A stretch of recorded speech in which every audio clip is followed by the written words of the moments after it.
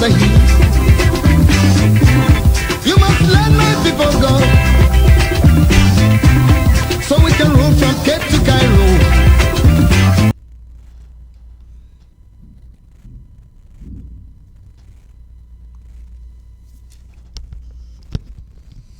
Hello, ladies and gentlemen. Good evening and welcome to the Anchor Man, coming to you as usual from the great state of Texas. The great state of Texas, precisely Houston, Texas. Always the privilege to come to you with updates on the Amazonian struggle for independence actualization. I am, of course, your Anchor Man, Chris Ano.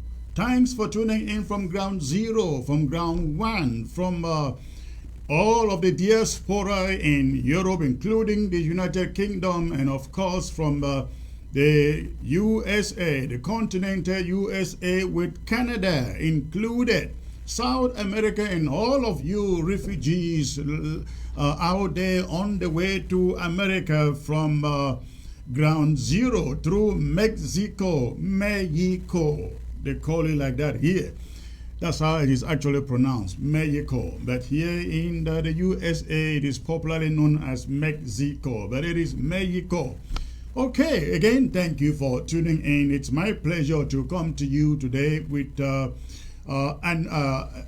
again, I should not say a pleasure, but I should say again, I come to you with a very sad news coming from ground zero of the killing of our brothers, our fighters on the ground. Of course, we know who did it. It is La Republique du Cameroon that did it. But we, of course, know that this was another work of the black legs among us.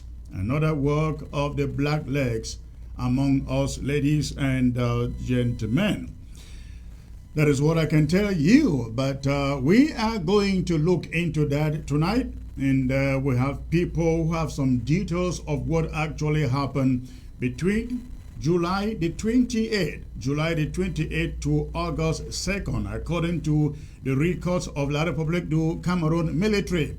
The killings took place within July the 28th and August the 2nd. Again, we have people who will give us their take on what they know, what they have found out. You stay tuned for that. I will also be joined first by two members from the Restoration Council to update Amazonia on the upcoming elections. They're going to be giving us some details as to the itemized calendar of that election. So those are the two main items I bring to you today. As usual, please, I expect you to go ahead and hit your share button and let me know if you are joining by way of Roku. By way of Roku, we are encouraging every fan of ABS to please go ahead, download ABS on your television set at home. If you have Roku app in it, you can watch us 24/7, 7 days a week. If you have Roku in your, you have Roku on your television set. So please go ahead, do that, download it. It is very easy. Just turn on your television, get to the Roku app. On the left menu, you look for streaming media. Click on streaming media and then search for Africa Broadcasting Service, and the logo will pop up. The logo will pop up, and you should see. You should just download that. Once the logo pops up, you download it, and you can watch ABS again 24/7, even when we are not live here. You only see us here. For those of you in the diaspora, you only find us on Facebook when we are live. So, when we are not live, ABS is still running 24/7. Please go ahead and hit your share button. Let us get at least 500 before I bring the honorable men and women of the Restoration Council to come to us with the announcement that they got here, ladies and gentlemen. So go ahead, hit your share button before I bring you the broadcast proper. I know we've taken some time already, but we just have to do that. We're not going to talk to empty seats, right? So hit that share button if you are just joining. All your WhatsApp groups, all your Telegrams group. Do you know that Telegram and WhatsApp are owned by Facebook? Do that, owned by the same company. You can actually link both together. All the three of them together, you can link it. So hit it. Your Facebook groups also send the links to them too. Send the links to them too. In the meantime, let me see, give you a few minutes to hit your share button and see what some of you are saying here on the platform. Please let the numbers jump. Let the numbers jump, please. Let the numbers jump as soon as possible. All right, I see Ige Gordy. I see you, Christian Kumbo, always the first person to be here. Amber Pekin, you are right there. Asong Wisdom, thank you for joining. Aga Austin, watching from the Federal Republic of Germany. Thank you for joining. So hit your share button as you join. I like the way the numbers are jumping now. Please, if you are just joining, or if you join, you haven't hit your share button, do so quickly. At least 500 and I start coming to you. Why? Just jump again. Wonderful. You're doing a great job. I see Jean Mbako. Secretary Chris, do you trust ADF? I heard enemies saying you want bad federation. Who told them that you can decide for the Amazonian people? Thank you, my friend. What is the name again? Jean Mbako. Thank you. I like intelligent and smart people. You make a very good point. No one individual in this struggle will decide for Amazonia. Not at all. It will never happen. I will not accept that. And I will not do that. Of course, I have an opinion that I can share amongst groups, but we all have to agree. That is what it has to be. And thank you for reminding them about the cut and join they do out there. You see, they're trying to do everything out there from all angles to see that they can mess yours truly. They don't know it's an iron seated here, ladies and gentlemen. An iron seated here. Very, very resilient. No amount of cut and join video or audio is going to intimidate yours truly here. I think I have been here long enough. Very, I am the oldest member of government in this interim government, and I think in this struggle, one of the oldest in this struggle from 2016, and you can trace my roots in this struggle from 1989, ladies and gentlemen. If you talk about AAC1, AAC2, I was there. No, I wasn't at AAC2, I was at AAC1. I had left Cameroon, chased out by Paul Biya, seeking refuge in Nigeria. I lived there in Nigeria for 5 good years as a refugee, chased out by the regime. So please, I got a very good resume, and no amount of intimidation works here. I have grown beyond that. They can try as much as they want. It isn't going to work. Thank you. But again, you said the point. No one person decides for Amazonia. That is why I came out and rebuked Chairman Ayaba when he went to London to allegedly sign for an oil deal. No, I said, no, that cannot happen. I don't mind if he signed that oil, if he was in agreement with his team, but nobody in his team knew about it. Anybody can sign any deal if it liberates Amazonia. That is all that I want to say. Okay, so absolutely, you say, I heard enemies saying you want bad federation. And ladies and gentlemen, all the broadcasts that I do, they are on Facebook, they are on YouTube. The good thing is you can always go back and look at what I have said. All those short clips, all those short clips of 50 seconds, 2 minutes that they do and put out there, wanting you to believe it is coming from me. When you see it, go back to the original broadcast and see the entirety of it, and don't buy their crap out there. Okay, thank you. Thank you, Jean Mbako, for raising that point there. That's why I like reading some of these notes here. Bertrand Ayok Baby, thank you for joining. I see also Bernardo Ago Maz, greetings, Re Amber, the anchorman. I think the dangerous blacklegs are the Bitcoiners.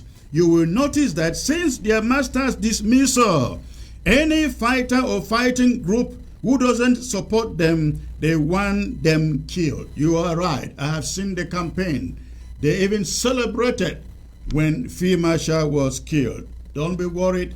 When they lose someone really close to them, they will know what it means to mourn a dear one. All right. Destiny New Country, watching from Dallas, my neighbor, 4 hours away. All right, Mercy Freedom, I see you. Nelson Chuo, I see you, sir. 1 in a million. Kudos, he says. Thank you. He said, Destiny says, please share as you join. Absolutely. Please hit your numbers, hit your share buttons. If you are just joining, I want to see the numbers jumping. I want to see the numbers jumping. We'll have a very a very important announcement to make from the Restoration Council, and I'm going to bring you details of what happened in Batibo, ladies and gentlemen. So we need the platform to be saturated. Hit that share button. In Congo, nowhere, able Secretary the Larry King of Amazonia. I am not Larry King. I didn't even like Larry King. He was too soft. I didn't like his journalism at all. Larry King was just all like this. What is this all about? What do you think about this? That was Larry King. I like B. O'Reilly. If you know B. O'Reilly, ladies and gentlemen, that was my guy. B. O'Reilly, who says it and tells you in your face, what it should be. But thank you for that. I know it's a compliment anyway. All right. So I see also, I see Maggie. Oh, I missed that. Maggie, somebody I missed that. Tata Konja, I see you. Teza, Sibel, watching from, I miss you. I think it's just rolling. Anna Bita, I see you, ma'am. Renee Tazisong, what's up with Mark Barrett? Now, thank you for mentioning Mark. I know you wanted to write Mark Barrett. Now, let me remind all of you that every time you see information, be it a post or a video or picture shared to you with the green logo BN, is it BN? Yes, BN, meaning referring to Mark Barretta. Please listen to me. Mark Barretta does no longer own that website. It was hijacked, and Facebook has been unwilling to pursue that case and return that site to Mark Barretta. Mark Barretta does not own it. You promote anything from there, know that you are promoting La Republique du Cameroon's blacklegs and enablers. So please take note that website BN does no longer belong to Mark Barretta. Mark Barretta is still one of the finest activists out there, pro-independent Amazonian. So please, if you're promoting that website, those sharings from that guy BN, it is not Mark Barretta. Take note. All right. Ping Ann, God bless you, Secretary Chris. You are really iron. When I see some of the concoction, I wonder. Thank you. You should be out educating all of them. All of them. All right. Mercy Freedom, I have seen you. Agbo Levino, Secretary Chris, you know the Facebook views has to drop because of Roku. Well, that is true. I have seen quite a number of people have downloaded Roku, but if we used to have like 2,000 or close to that at times, there is no reason we should not still have 1,000 on Facebook, right? So please hit that share button. Roku doesn't have to affect this. I know people are watching on Roku. Ambatoka, I see you. Mendon Robinson, I see you too. I see Dan. What a great secretary for us. All right, thank you, sir. Congo Noe, I have reached you. I have read your name already. Agua Livinus, I have read your name already. I see also Freedom. You are a great man and very committed to this struggle from the very beginning. Only idiots believe in that frame up against you. All right, ladies and gentlemen, thank you. I never have to introduce myself to anybody.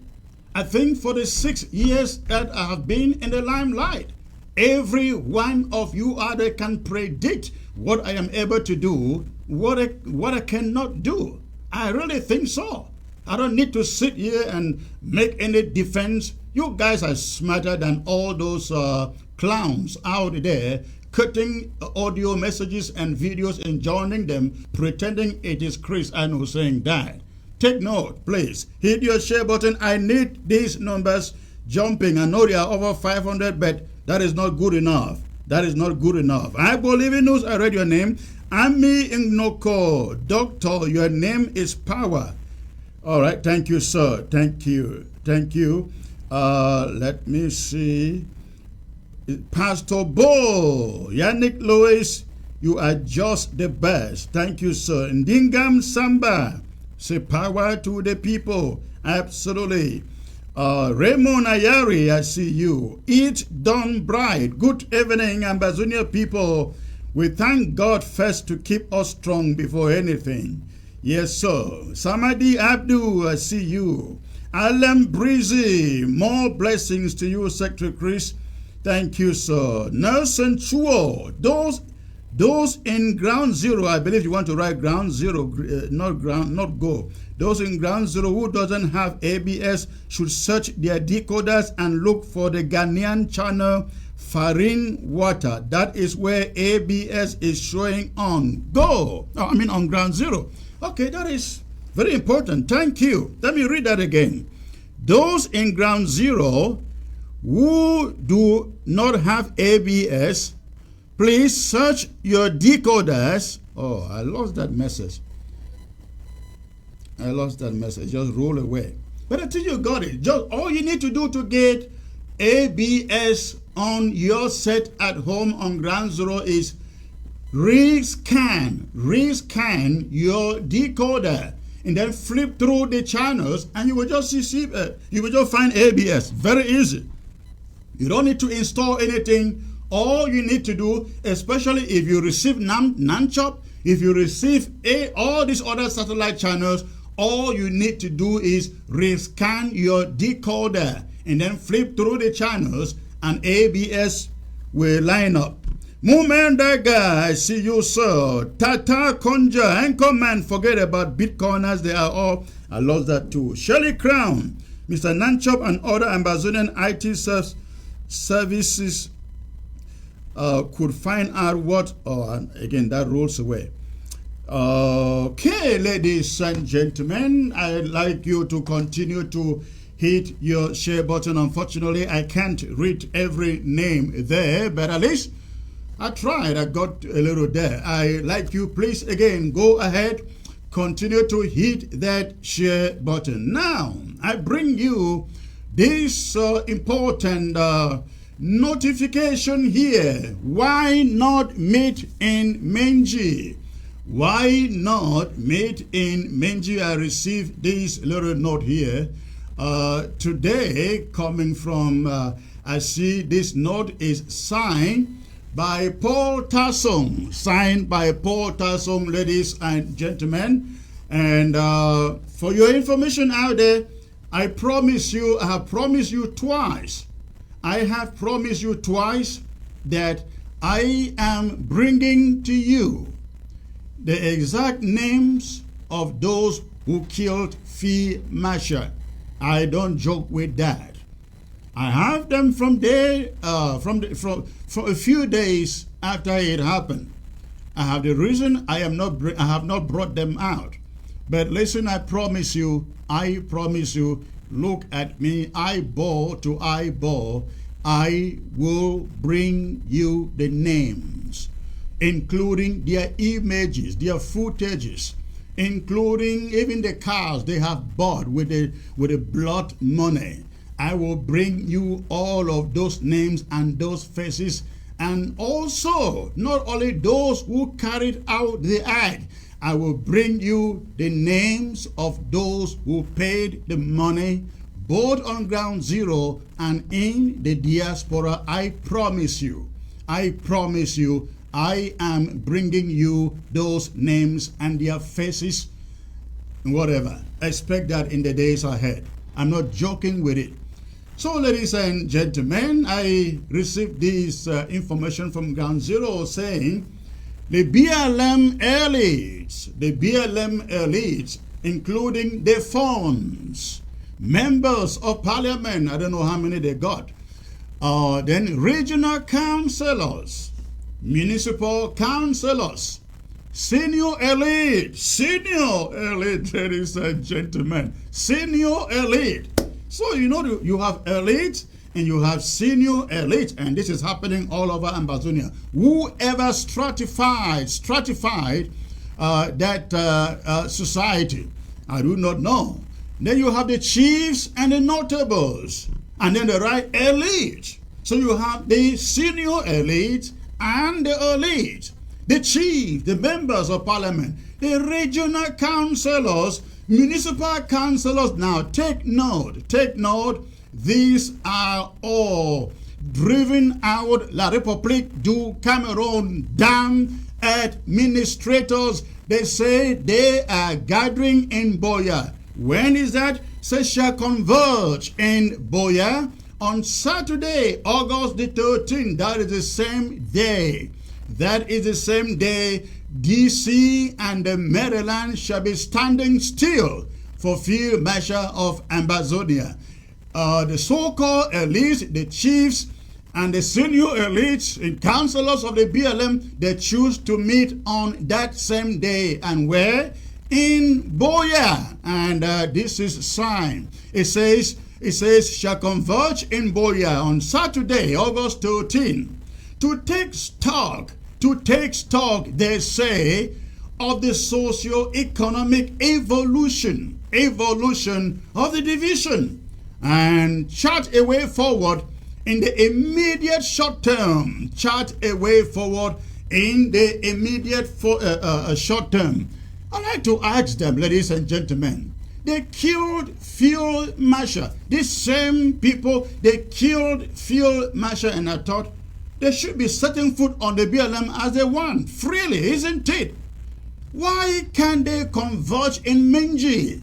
That is their political capital. Why are they converging in Boya? That is for Fako elite. I know, of course, Boya is our federal capital territory.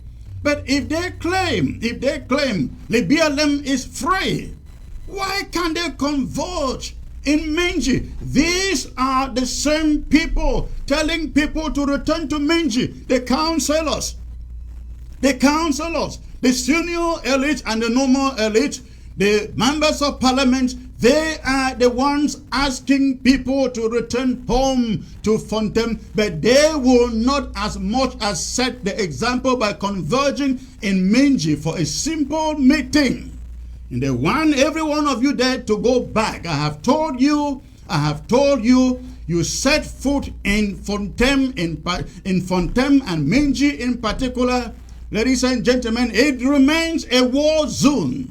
It remains a war zone. You set foot there at your own risk. We have told you, some of your children are out there schooling in the urban areas where schools are going on. Do not risk their lives and your own lives. Go back to Fontem and try anything and be killed. I will tell you that straight. Do not step there and do anything and be killed. I ask everybody from the BLM, they want you to go home, challenge the so-called senior elite, challenge the so-called councillors, challenge porters, challenge their parliamentarians, challenge their municipal councillors and so on. Let them go back home. let them go back home. They go back home, you follow them and go back home. As simple as that. As simple as that.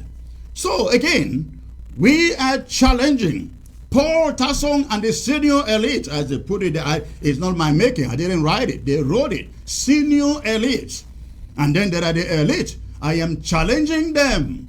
If the BLM is open, if field marshal is gone, please, please, go home and let the people who want them home see you and know that you killed him and you are back and you've taken back the town of Minji and life is on. I see you trying to bribe people to go put children in school there in Minji, promising to the first 200 students free tuition and free books. Please, I'm begging you, send your own children there to school. We are waiting for you. Let's see who controls Ambazonia. Whether you the damn elite so-called, or the ministers, or the parliamentarians, you guys have not seen anything. If you think Field Marshal was tenacious and ruthless, you haven't seen anything. Nothing has happened yet. By next week, we are announcing the new Field Marshal of the BLM. I remember, ladies and gentlemen, the late son of Fontem called Fontem Defang. Fontem Defang, when he was old, when you summoned the people to address them, a lot of the time I was a little kid, you summoned the people to address them often, he will say to them, I have been speaking to you people of Fontem and you don't listen to me. Before I go, I will leave you a little boy who will teach you something. That is what the fun used to say at the market square, addressing the people. And you know what? Field Marshal is gone. The Red Dragons are still so much there to your chagrin. I challenge you. Go to Minji with your meeting there and let's see who owns the land. All right? Okay, so ladies and gentlemen, thank you. I see the numbers continue to rise. Please go ahead, hit your share button as you join.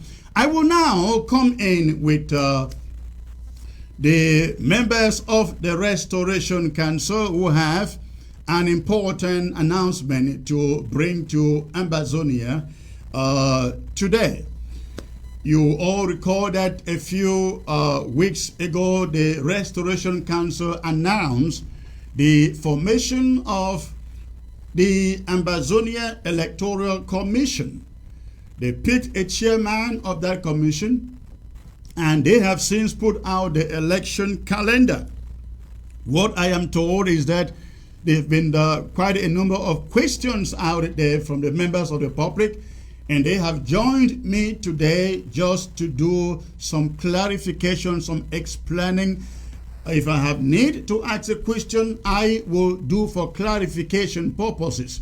So I am joined, ladies and gentlemen, by the one and honorable Anne, the one and honorable Anne Inder, who happens to be the lady, the powerful lady in charge of the Governmental Affairs Committee at the Restoration Council of Ambazonia. Honorable Anne, thank you for joining me, ma'am. It's been a while. Thank you, Secretary. Please, good evening to everyone. Once more, accept our heartfelt condolences. We know Field Marshal was for everybody, but I believe you have somewhere deep inside you that you feel that pain more than others. So I want to thank all those who are here to watch, and I'm hoping that you stay tuned because we have a lot to update you as far as the elections are concerned. Thank you. All right. Let me introduce the other honorable gentleman who is also joining you from the Restoration Council. Uncle B, can you bend your camera slightly down, down, please? Yes, go. Okay. Thank you, Uncle B. Thank you for joining the set to bring us information from the Restoration Council, sir. Yeah, thank you, Secretary Chris, and thanks to our viewers for being there. Our hearts go out with all of BLM, especially the family of your family, for the heart knock that befell us with the king. It's, God always says, when one window closes, one opens. Let's hope that that is what is happening to us. It's a blessing. Rather that happened to open another window. Yeah, as my colleague already said, we are here to handle a few things that have been out there, questions that have been often been asked, why and where is this, why this. We're just here to clarify some of those the worries that we have out there as concerns the election modalities. I want to reiterate that election modalities, part of that election modality, part of the rules are going to be those of the commission that handles elections. But we're here to address those that have to do what the registration council did. So in answering our question time and often, we will refer some of these questions to the electoral commission, because that might be at their discretion or at our own discretion. We're here to handle what was within our paycheck. Thank you so much. All right, thank you, sir. Thank you. I will start with the honorable lady of the House, who is again doubles as the chair of the Governmental Affairs Committee at the Restoration Council. You came out a few weeks ago, I think about a month ago, and announced these elections. And I should remind Ambazonians that this election thing did not just come up. You will recall that Samuel Ekomesako was supposed to stand election after his term was over. He refused to do so and chose to try to shut down the Restoration Council. Now, somebody was brought into place. Dr. Tita was brought into place to take over on a temporal basis until elections are conducted. He took it for one day and chickened out. And then Iya Marianta and Dr. Abongwa were brought in to lead a transition of 6 months. 6 months. And those 6 months are almost over. And in the meantime, the Restoration Council was working on the modalities of a transition to a permanent leader. And that was done and announced again about a month ago, I believe. And the modalities for that election have now been put out, and the chair of the election commission appointed. First, I learned it was Reverend Father Jumbam. Reverend Father Jumbam resigned after a while, and now I also understand that Reverend Apostle Enchang Michael is now replacing Reverend Jumbam as the election commission chairperson. Now, Honorable Anne, you are here to explain the modalities of the elections. Am I correct? Yes, you are correct. I am here first to read out the election calendar to those who have not been able to read it. And if you allow me, I'll just start by reading. Please go on. You are reading election calendar. Go on, please. So, election calendar of events goes like June 6, 2022 was the announcement of election day. This has passed and this was done. August 4th, that is tomorrow, is the deadline for declaration of candidacies and submission of relevant files or documents. August 4th to 11, 2022 will be review of all files, candidates, and presentation of candidates by the Election Commission of Amazonia, ECA.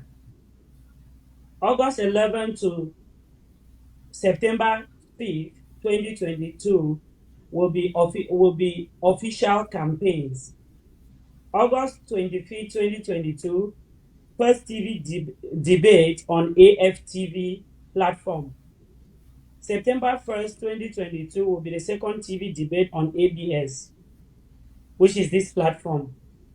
September 5th, 2022 at 12 midnight Amber time will be the last day of campaigns.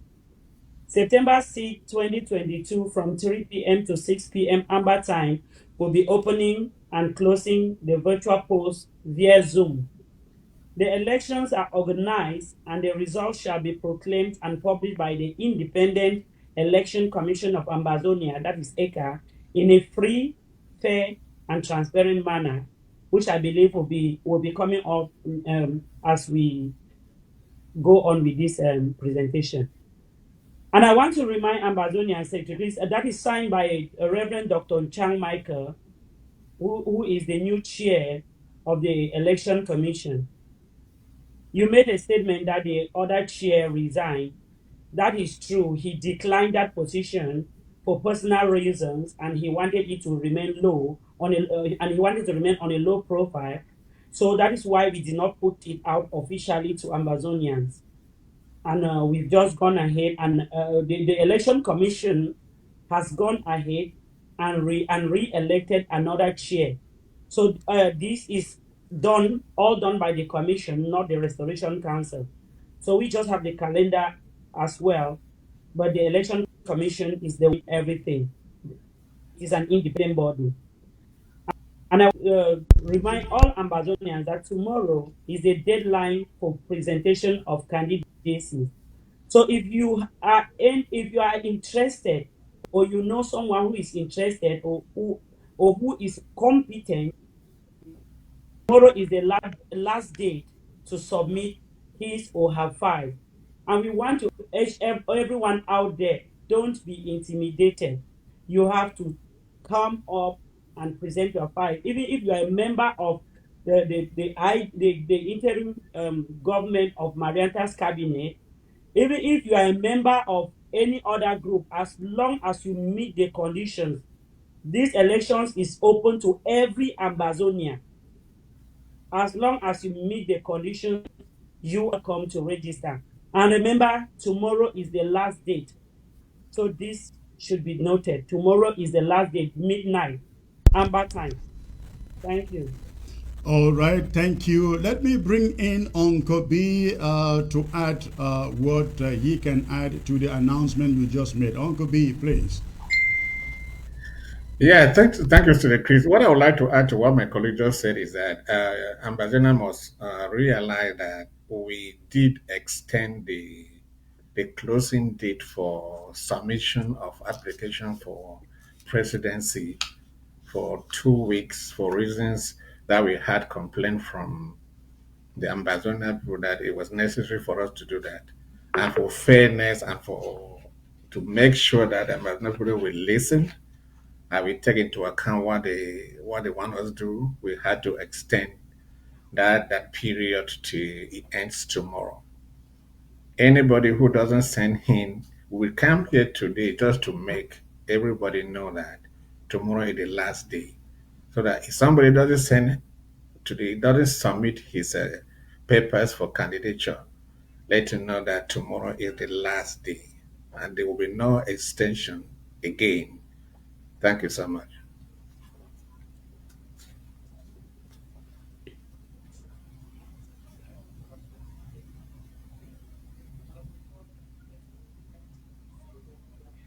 I'm sure Secretary Chris is lost, right? Yeah, I think he's muted or he's lost. Mhm. Okay, while he's lost, let me continue to say this to Ambazonian people. What I want to us to understand is that, brothers and sisters, we've often had little complaints out there. The problem is that when the council is deliberating on what to do for Ambazonian people, they don't often have somebody at heart or somebody in view that we are doing this for this person. It's for Ambazonia today and tomorrow. So when they are doing it, what they have in mind is the future of Ambazonia. You got to realize that some of us decided to break with our constituency just for the fact that we were looking at Ambazonia as a whole. and not as individuals. So much so that most of the complaints that we have out there are often addressed in the house.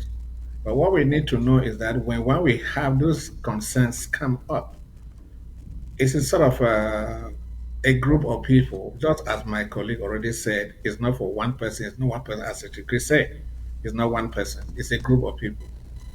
There's something they call delegation of powers. When you give power to somebody to do something, give him the power to do the thing and appreciate what that guys do.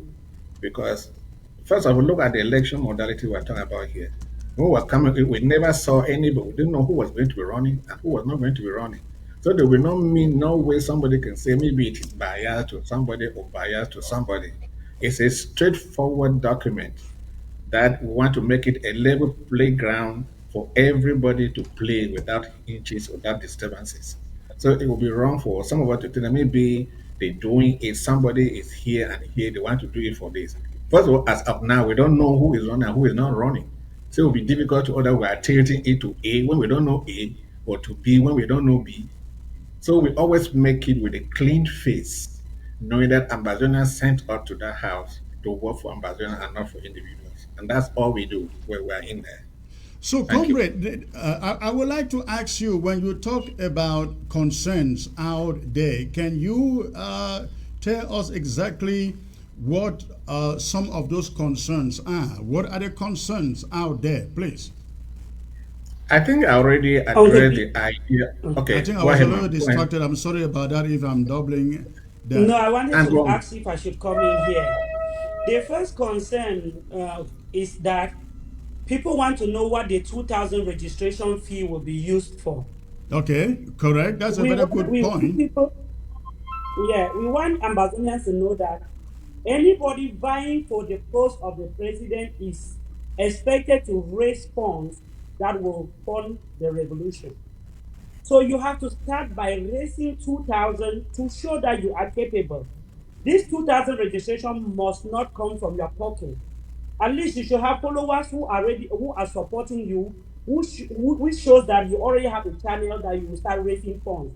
You have to prove that you are capable, because we don't want a president that will come and sit here. Not ground zero is bleeding.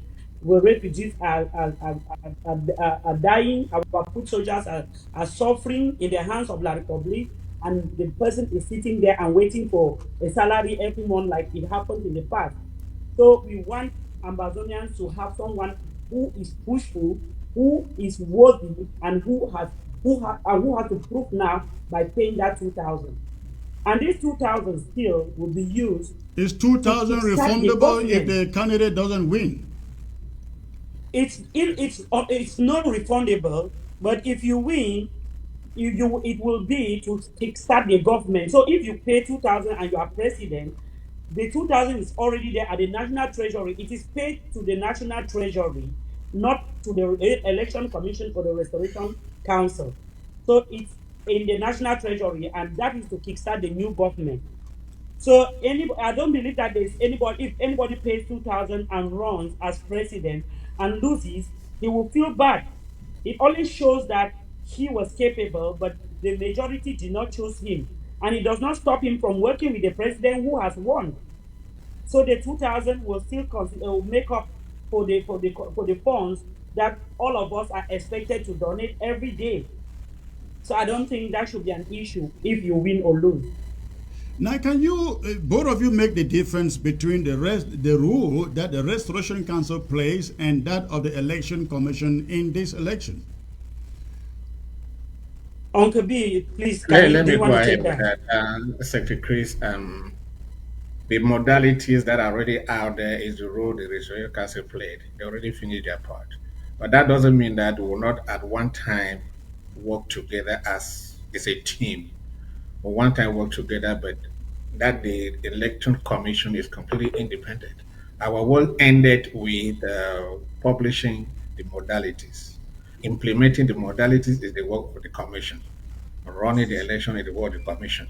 It is obvious that they will be coming out, or maybe in a few days ahead, to really spell out exactly the condition under which they are going to let the calendar we just did. They may come to elaborate about it and they talk other instruments that have put in place, how the election is going to take place, how it's going to be proclaimed, and all of those things. I still have a lot to come and tell about people. But we are just here to explain actually what we did in drawing the modalities. Our contribution to modality have sometimes misinterpreted or like what Comrade Ann just did in terms of the $2,000. So our work ends as we did the Electoral Commission and with electoral modalities. The Electoral Commission takes it from there. They are completely independent, except they come to us for some clarification. We'll be ready to do it, but they are independent. Who announces the results of the election, the Commission or the Restoration Council? No, the Commission is supposed to do that. The Commission is supposed to do that. It may be in collaboration with the powers that be like the Restoration Council on the day they're announcing it. It's a partner that will see, but the read out of the election will have to be done by the chairman of the Electoral Commission. And who votes the candidate, the Restoration Council or the Commission? The Commission does. So the Commission takes care of everything. That's what I'm saying, that our own work and then hands the winner to the Restoration Council, I guess. Of course, yes. All right. Do you want me to add something? Yes, please go on. Yeah, this should go into that. This election commission is completely independent from the Restoration Council and cannot be influenced by anybody. So the elections are supposed to be free, fair, and transparent. So in such a way that nobody will come up to complain. The election commissioners are not going to vote. The voting will take place at the levels of the LGAs. The chairs of the LGAs will meet with their constituencies where this voting will take place, and then they will bring up the candidates chosen by the LGAs. The chairs of the LGAs will bring the final vote to present, and then the members of the Restoration Council will vote. And there is, to avoid duplicate, no Restoration member is expected to vote at the level of the LGA. But we are expected to come and vote the member that our LGAs will vote. Which so means that to make it plain and clear, the electorate consists of LGA representatives, country and regional coordinators or representatives, and then members of the Restoration Council. These are the three constituencies. Yes, correct. Okay. Now, again, deadline for the filing in is tomorrow, the 4th of August, which means after tomorrow, anyone who has not filed can no longer file. Tomorrow, midnight, that's at exactly 12:00 midnight Amber time, the window closes. Now, this thing was supposed to have ended. The window for registration was supposed to have ended sometime last week. Why did you extend it? The Election Commission requested for an extension because they had a lot of concerns from the people on the ground that the 2 weeks was too short and people were not made aware on time. So they pleaded that they wanted an extension, and that was the voice of the people, so we had to yield. All right. Dr. Uncle B, anything you want to add before we go? What I want to say is that we did address that when you were away, when you were locked out, and actually we just see the concerns of the Ambazonian people. We are here to serve the Ambazonian people. We hear their concerns, we will take them into consideration. We don't impose, and we hear that because they will work as such. As Comrade Ann were talking about the voting, we were looking at the people that at least the people sat and gave their mandate to them. We know that the regional coordinators are voted by their regions, the chairs are voted by their regions. The LGA chairs are voted by the LGAs. The LGAs to also vote the members of the Restoration Council. So they by that giving the authority to vote for them through these people. We did not bring in the county chairs because the county chair double the same as LGA chair. So that's why we eliminated the county chair, because before we become a county chair, you must first of all be an LGA chair. So if you are doing that, it's going to be something like a double vote. So we can put out the county chairs. So the county chairs are not voting, they are voting as LGA leaders. Correct. So, Correct. as they will Exactly. be voting twice. Where? Yeah, it's Yes, true. they'll be voting twice. If we didn't take it that way, they'll be Yeah. voting twice. So we avoid that by saying that the counties will not. Only the urge is that the grassroots should. All right. All right. Listen, the Honorable Lady and Uncle B, thank you for joining me to make these I'm not done, clarifications. critically. Let me clarify one more thing here. All right. There was that concern. Maybe some people were saying that because we said in terms of the stipend that we can give to who is sitting there as president, somebody was expressing the concern that maybe that money was too much. But I want to make Ambassador know that that money was considered according to regions and where you live. That's regions. Take for instance, if you're on Grand Zero, because we say it's $0 to 3,000 as need be as demanded, because it's not a guaranteed money that you're going to be taking every month. Now, when you apply for it in writing, the Treasury, that is the Controller General and the um, And the resource mobilization, I guess. not resource mobilization, Treasurer. the the treasurer that will decide to see whether the money is available or not. It's not a guaranteed amount that is there for you to be taking every month. But the problem here is that some people were saying that that was too much. We were looking at it this way, regionally. If you are in Europe, it's a different story. If you are in America and sometimes you New York, all those things, it's a different story. If you are in Nigeria or somewhere, it's a different story. Right, So you because want standards of living are different standards everywhere of living. That's it. and Yeah, that's depending what I where the mean by it. candidate is. Correct. So that's why that amount was made from that level to level because depending where the candidate was. All Because right. you not expect somebody who is Can in New I, York will give you 1,000. It may be a little bit difficult for them to meet the standard of living in America or New York. Go ahead, man. can I add something after Uncle B, please? Okay, briefly, Yes, go briefly, ahead. let's close this subject. Yeah, we want Ambazonians to know that the vote will be done in a way that even if you bring in Sako Ikome as the chair of that election commission, there will be no way he will rig the elections. There will be no way these elections will be. Uh, so Temporary. all the commissioners, yeah, all the commissioners will be there. When if the chair of, for example, Menemo LGA comes up, he will vote. Every commissioner's line will receive a vote, the name of the candidate, and make screenshots in case of any litigation. Everything will be shown so that, and then this will be overseen just by the government affairs committee of the Restoration Council, just as a watchdog to be sure that nothing happens. But every LGA will know exactly which leader they are voting for. So there is no way these elections will be rigged. Everything will be done in a transparent manner, and we don't want anyone coming up here to claim to Ambazonians that he or she did not register because of anything. Ambazonians, if you hear anyone trying to come up tomorrow to give excuses, send the person under the bus and clean. We have crushed all the black legs. Then that person is a black leg. Treat that person as a black leg. Everything is going to be transparent. The electoral modalities were rated 95% by the vice president. That is more than an A plus. Every LGA, even my LGA, rated it above that no amount, meaning that everything is set for this revolution, for these elections to be the best that will ever take place. And just for the record, Secretary Chris, Sako, before becoming president, actually had an election. Your Amazonians have always omitted that point. The only fact is that when we announced the election, no candidates were presented. The cabinet presented him. We did not just proclaim him president. I was at the Restoration Council at that time. We decided that at the level of council, even though he is presented by the cabinet, we still have to vote, and he still has to win the election. If we vote and he lose, we are going to ask the cabinet to send another candidate, and that is how we voted. But he was the only candidate standing, so he actually stood for election and won.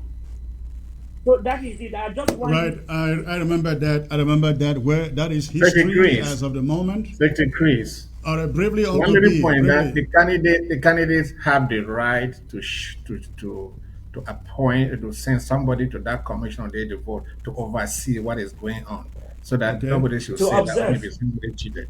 So anybody, a Yeah, candidate to has the observe. right to Every appoint candidate somebody to has go a right to send an observer. to observe, to make sure it is clean, transparent, and fair.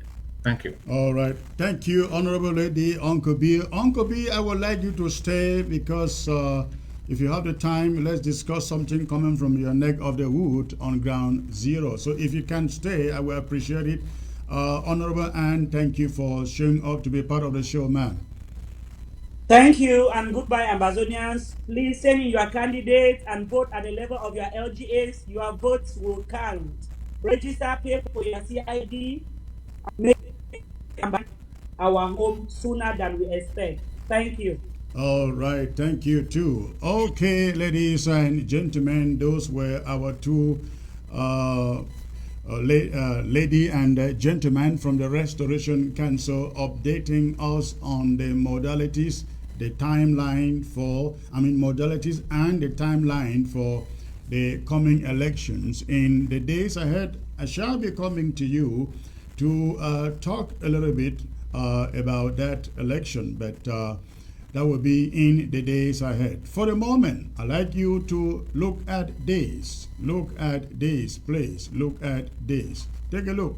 When at the 14th July 2022, when I meet in our bride, I send this message all over Ambazonian, the BLM people them, both home and abroad.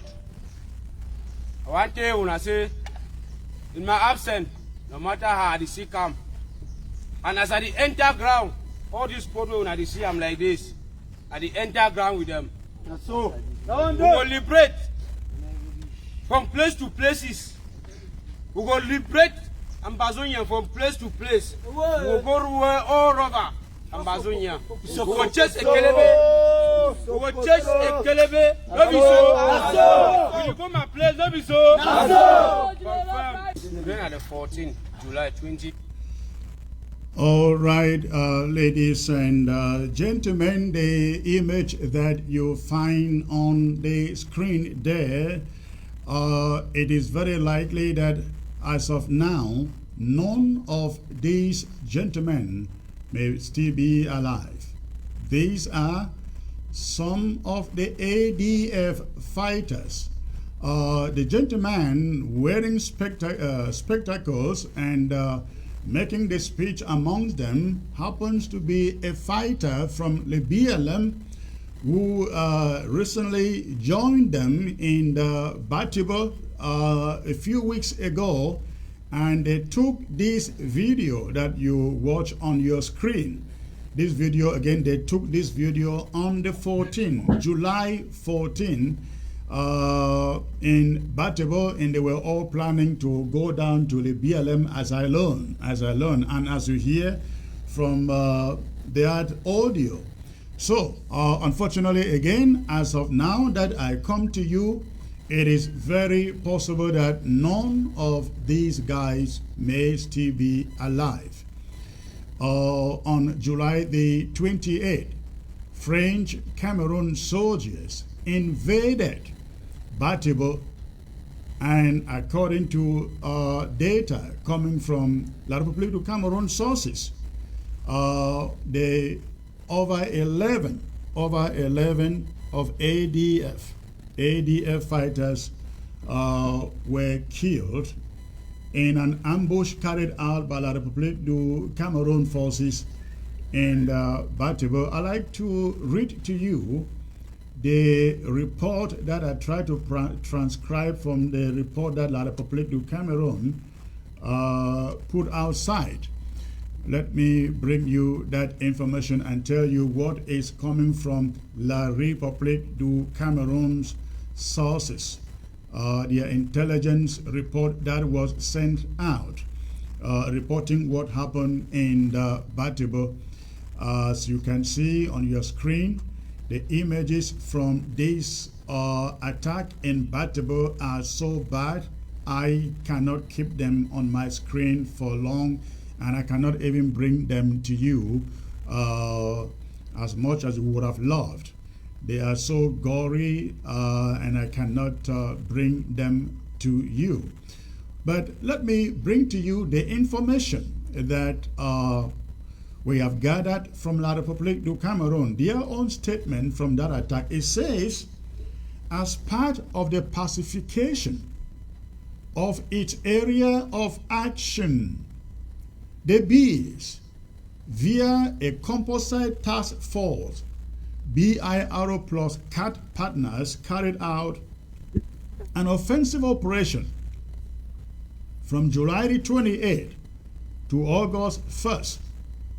I mentioned August 2nd before, but from July the 28th through to August 1st, in the depths of the locality of Batabo in the triangle of Enyo and Ewai, the border area with the southwest, refuge and headquarters of terrorists of the ADF faction.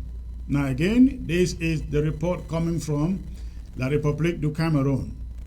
Now, according to their fact sheet, they say 11 soldiers lightly injured by grenade, by 10 of the 11 by grenade shrapnel in the lower limbs, and 1 by war bullet in the arm and leg. Now, these 11 soldiers, I do not know who they are referring to as 11 soldiers, whether they are referring to our soldiers in the ADF or they are referring to their own soldiers. But it says 11 soldiers lightly injured. It also says, now, vital prognosis. It says 1 automatic rifle. No, let me move on a little bit. Now, according to their statistics, 15 terrorists neutralized. Now, they are referring to our Ambazonia forces. It says 15 terrorists, referring to these ADF fighters, were killed. It says 15, now I'm reading their words. These are not my words, ladies and gentlemen. It says 15 terrorists neutralized at least. Those whose bodies have been found, they mean those they have actually counted, and they say they include 1 Colonel Donat, and then A2 Mission Commander Black Mirror, one of their commanders who joined them from the southern zone, Commander Flash, who joined, they said, from Bui, Bless, a chief guard who joined from Mbengwi, Talk and Do, who joined from Bafut, Rasta, Puyo, and then they say several wounded in the stampede, which indicates that there were quite a number of ADF fighters gathered at the location. Several wounded in stampede in the brush. I don't know whether they mean to say bush or brush. And in the ravine, I think they mean to say in the bush. In the ravines, including some leaders. Now, it says Pseudo General Mombasa right arm of big number. I don't know what they mean by that. I don't know whether they mean to say the right arm man to big number or what. I don't know. And then another one, Cobra of Alabukam, injured in the hip. And then another General Capo de Mba, injured in the foot. Then they also list the number of material carted away from the attack. Now they say positive points. Positive points. Again, this is the report coming from La République du Cameroon's side. It's a professional care and evacuation of wounded by helicopter. Continuation of the mission despite the injuries. Reliability of intelligence. I guess they are telling us they are trying to explain to us how their mission was successful, how it became very successful. It says professional care and evacuation of wounded by helicopter. I don't know whether the wounded here refers to the ADF fighters or their own soldiers. I cannot tell from their report. Then it says continuation of the mission, or the mission continued despite the injuries. Again, I cannot tell whether the injuries here refer to their injuries or injuries sustained on the side of ADF fighters or AMBA fighters. And then it also talks about reliability of intelligence. Ladies and gentlemen, let's note this. This is important because here is where blacklegism comes in. La Republique says they were able to carry out this mission in Batebe successfully because of the reliability of intelligence.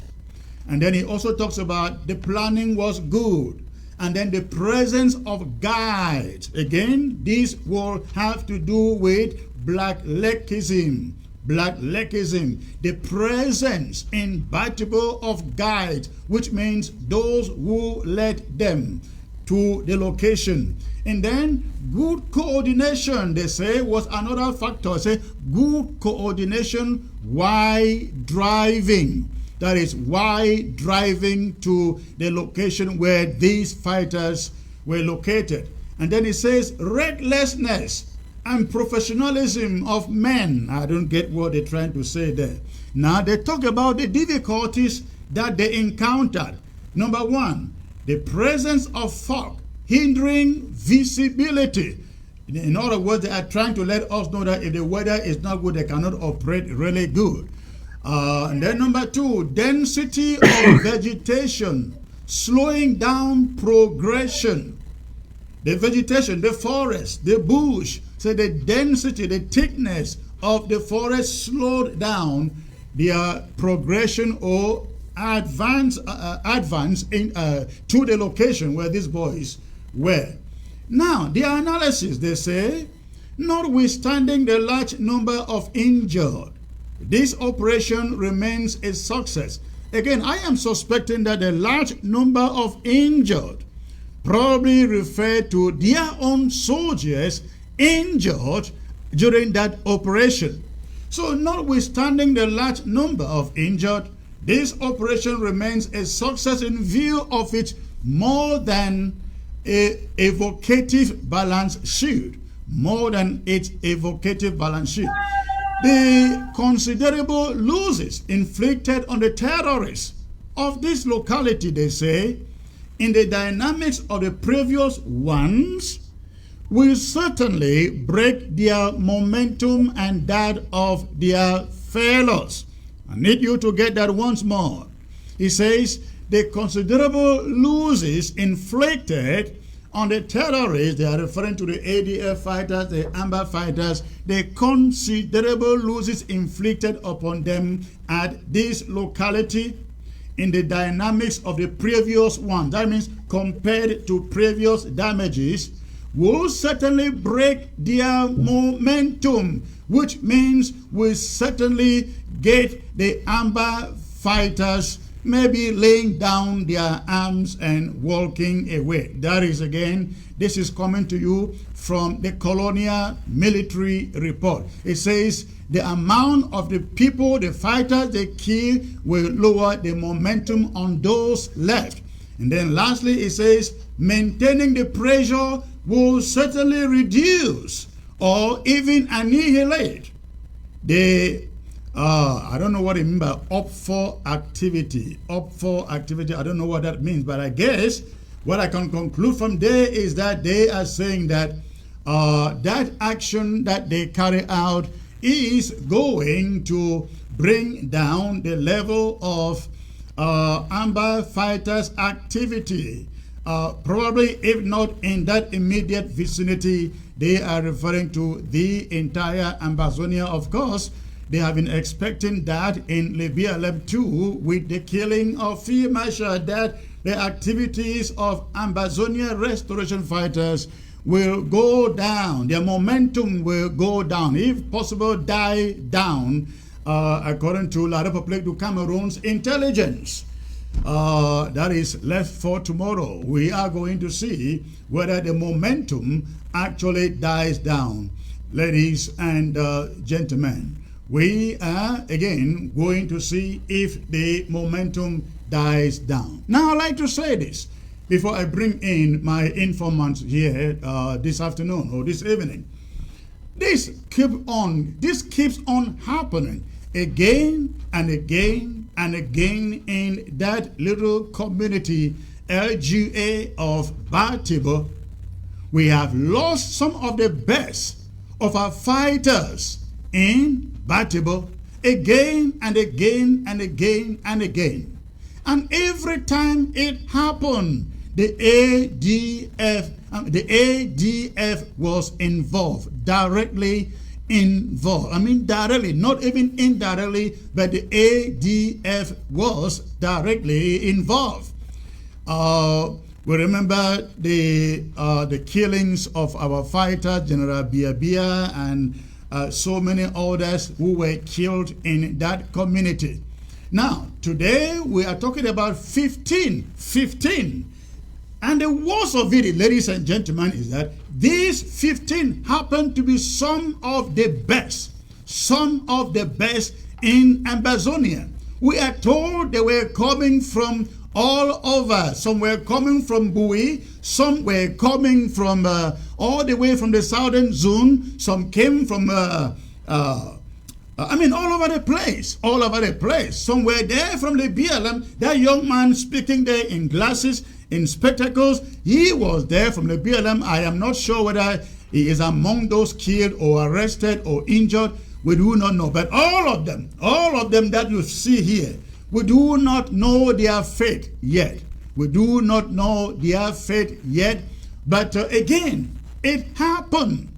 And questions, ladies and gentlemen, are being asked. Why always the ADF? But there is something a little intriguing here. I like to be very honest with all of you.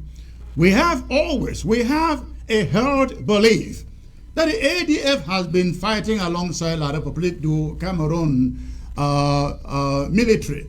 So it is a kind of a little puzzling that French Cameroon soldiers will actually descend upon their own partners. I guess this is the case of dog eat dog. Dog eat dog. In this case, something must have gone wrong. Now, I am told that the same compound where these boys were picked up, ladies and gentlemen, the compound where they were picked up at the picture you see on your screen is the location where these boys were killed. Now, I am told this is the very house in which Regina Mundi was hiding, was kept. Now, I do not understand. Something doesn't make sense here. I have talked to hundreds of our fighters on the ground. Very few of them live in permanent structures. They don't live in permanent structures. But the ADF lives in permanent structures like this one. Regina Mundi was picked up from this one.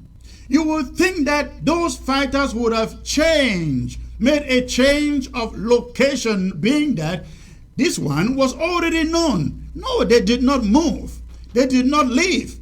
They just continue business at this location as usual. And nothing happened to them. So that La République du Cameroon will now descend on them, not just to pick them up, but kill 15 of them, pick so many of them, injure so many of them, living comfortably in that house. Something is wrong. We need to understand something. There is something in the midst of this that we are not understanding if we are to go with the picture that indeed the ADF has been fighting alongside La République du Cameroon. If that holes, then something must have gone wrong here, which we are still to figure out. But I'd like to bring you something. I listened to an audio message that Scott Judson put out. I thought it was quite interesting. The questions asked without answers were quite intriguing. And I'd like to bring you that audio. I'd like you to stay put, listen to the audio, ladies and gentlemen, from Scott Judson. Listen to this audio. The thing that passed me with all this evil rhetoric, abusing up and down, backing up and down by the ADF guidance. None of us should not quiet, decide to get in restraint, because these people must provoke them from our talk. These boys for Ground Zero, they put their lives on the line. General Efang and all you boy them don't do the ultimate sacrifice for many fighters paying with their lives. All they need them is just good leadership, good orientation, and direction. But due to poor coordination and wrong things them where they instruct them for doing, this boy they meet up a Waterloo. Because inexperienced people like Kaput Daniel be put in place like whether they call them deputy defense chief and doubling again as spokesman and doubling again as activist. You don't know when for talk what and what not to say. Then now they come for defend themselves over a lockdown where they put them without the appropriate reasons. Because other stakeholders for the revolution said no. This the point they want to talk them. It no match, it no waka, it no cash water. We say no, we not be approved the kind lockdown. Whether we get Operation Sunshine on a rainfall, explain to the other stakeholders well. Then keep your intelligence well. You not do them. Your intelligence leak for the republic. They can't keep by them. Now you work at it, defend yourself by ranting, abusing everybody, abusing McBrata, scarf. Oh man, how you going to pursue a revolution by making every other person who not work off your back like sheep? You make them now enemies. You go pursue now how? You want to make lockdown? You crush all man. My brother them, not be so that they do. First, you say you want to wake up the spirit of the revolution. The spirit of the revolution, where it die as you talk them, you know they wake up the spirit by making a lockdown. You wake up the spirit by making specific actions. Civilians don't collaborate with us for a long time. They've been disappointed with us because most of the boys, particularly the one for Batibo, where I come from, they're not the fight. On all sides, ADF and Restoration Forces, they're not the fight. If you want to make up the people, make them come back again, stop ransom, stop kidnap, stop all that in the way to make the people them immediately angry. Engage the community, engage in mobilizing them and apologizing to them. Stop fighting one another, and the people will get back the trust where they belong once given. You say you want to recruit people again. You want to recruit at this time during lockdown. You want to recruit people where you get forces for Basi, you get forces for Goza, you get forces for other areas, opinion, where they surround which side where you get them. You not support them, may they be strong. You not give them content. So that may they surround you and strengthen you. You inside here, you want to recruit people, keep them for whose side. All camps, we get many camps the way they get about 25 people, 40 people with 2 guns, 3 guns, 5 guns. If you want, we don't need recruitment. We need armament. We need to give them more materials. Not be continue to recruit, we don't get guns or give them. You get Operation Sunshine, you bring people all over. Then you can't keep the people for the same place where the Republic don't enter before. Lost sense. This one even means say there's so best way be deputy defense chief or the defense chief or even Ayaba supposed to resign. Because Ayaba don't show say he is very good in rhetoric. But in implementation he's zero. Because Regina Munzi run for your hand. Now you bring people you want attack, they die for your hand. You take people you want go last time for Bui for go carry material, they die for inside your hand. Allah will come, devil in hand. All them are massacres. You stand up for catch people for your weakness instead of resigning or instead of struggling to look where you lapse. Okay, make a point something there. Regina Mundi, when I see the house where they burn them, they burn that house now the headquarters of ADF. And when I don't recall, I'm saying our headquarters. And when you call some place in our headquarters, it becomes a target of the enemy. It becomes a specific target. Now you get headquarters, you get FNG office.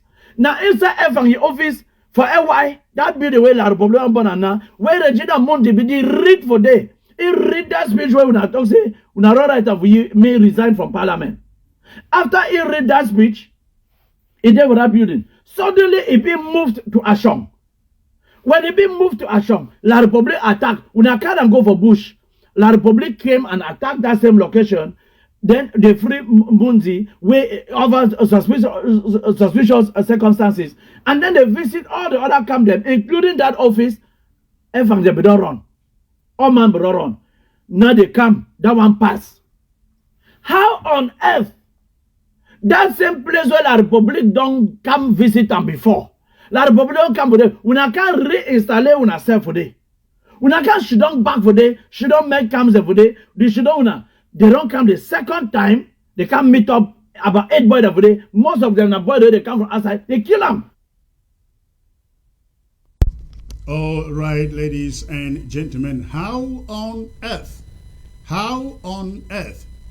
did the boys stay in the same camp in which they had been attacked before when they came for Regina Mundi? How come they didn't move out of there? How come they were still there? Now, other things that Sikot brings up here, he talks about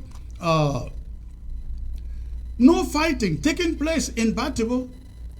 No fighting has been taking place in Batibo, ladies and gentlemen, but this Batibo continues to be a burial ground for some of our best fighters.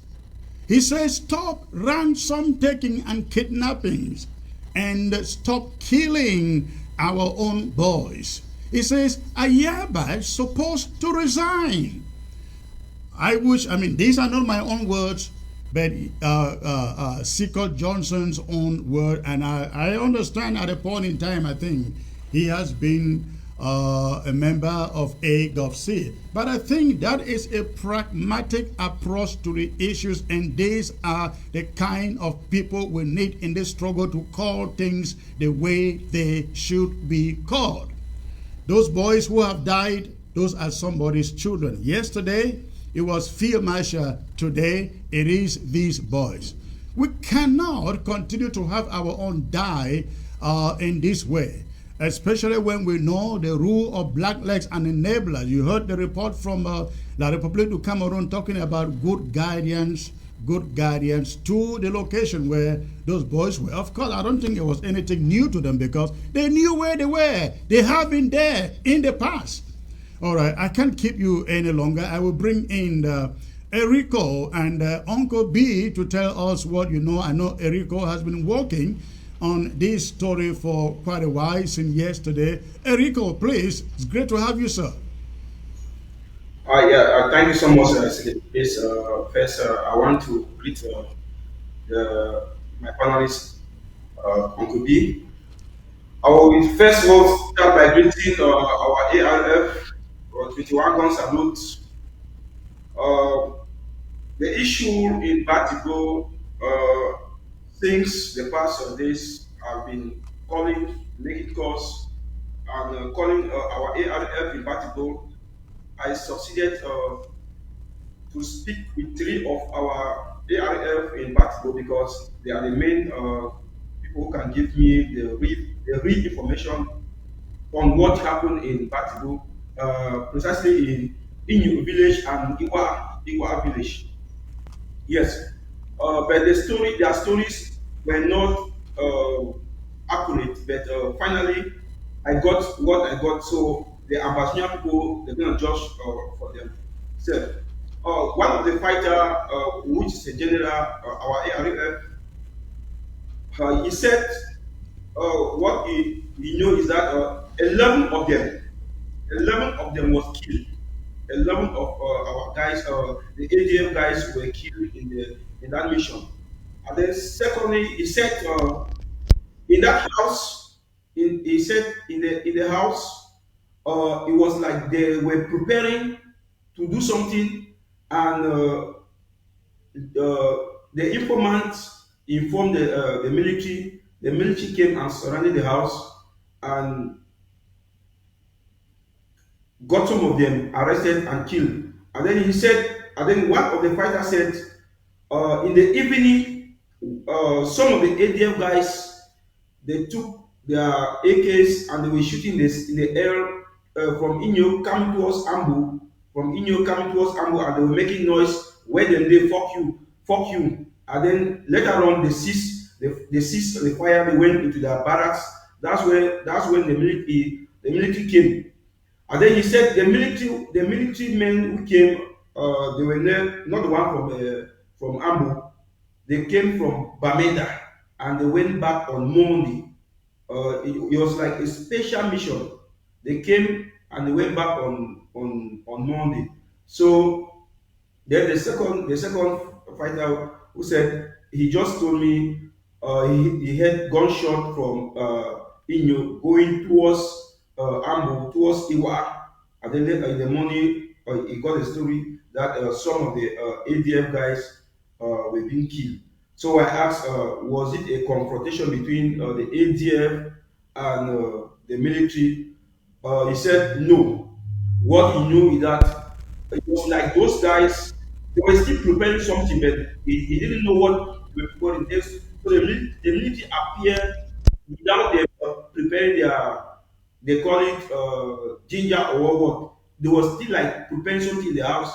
So and I asked, this issue happened in Inyo and Iwa, because some of the fighters were killed in Inyo and some killed in Iwa. The house we are seeing there, you are muted. Thank you. I'd like us to take this a little surgically. This happened on July the 28th. Am I correct? Yes, yes. Now, and the location was this same location where they kept Regina Mundi. Is that correct? Yes. What were they still doing at that location, knowing that La République du Cameroon had chased them out of there before? What have you found out? Yes, Secretary Chris, somebody told me and sent me an audio and said what the Batigo people are trying to gather is that it was like what happened to late General Ivo. They wanted to do it with EFA. That's what they are trying to gather.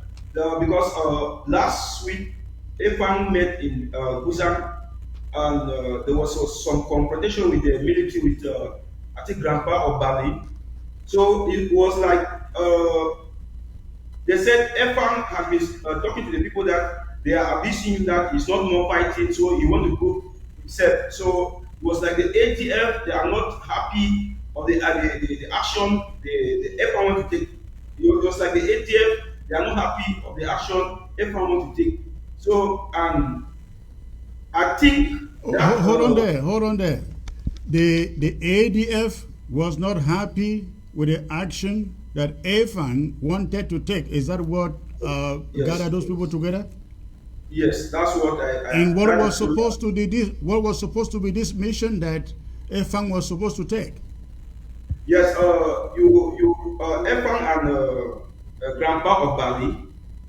Efang met with Grandpa of Bali and they were complaining, and Efang said, people have been complaining, you are not fighting anymore, you are kidnapping this, so you want to prove yourself to the people that now I'm fighting with Grandpa of Bali. So last week they were in Busan and they were shooting between the Grandpa Efang with the military. Suddenly, or just 2 days ago, this incident happened. It was like they wanted to trap Efang. According to the story we are still trying to get, it was like they were trying to trap Efang like how they did with Ivo. So, but Efang escaped the trap. So we are still trying to gather the story of that site. But what happened in that incident was there was not confrontation between the military and the ADF. What happened is that when the military came and the boys realized that the military were there, the self-defense. What happened was self-defense.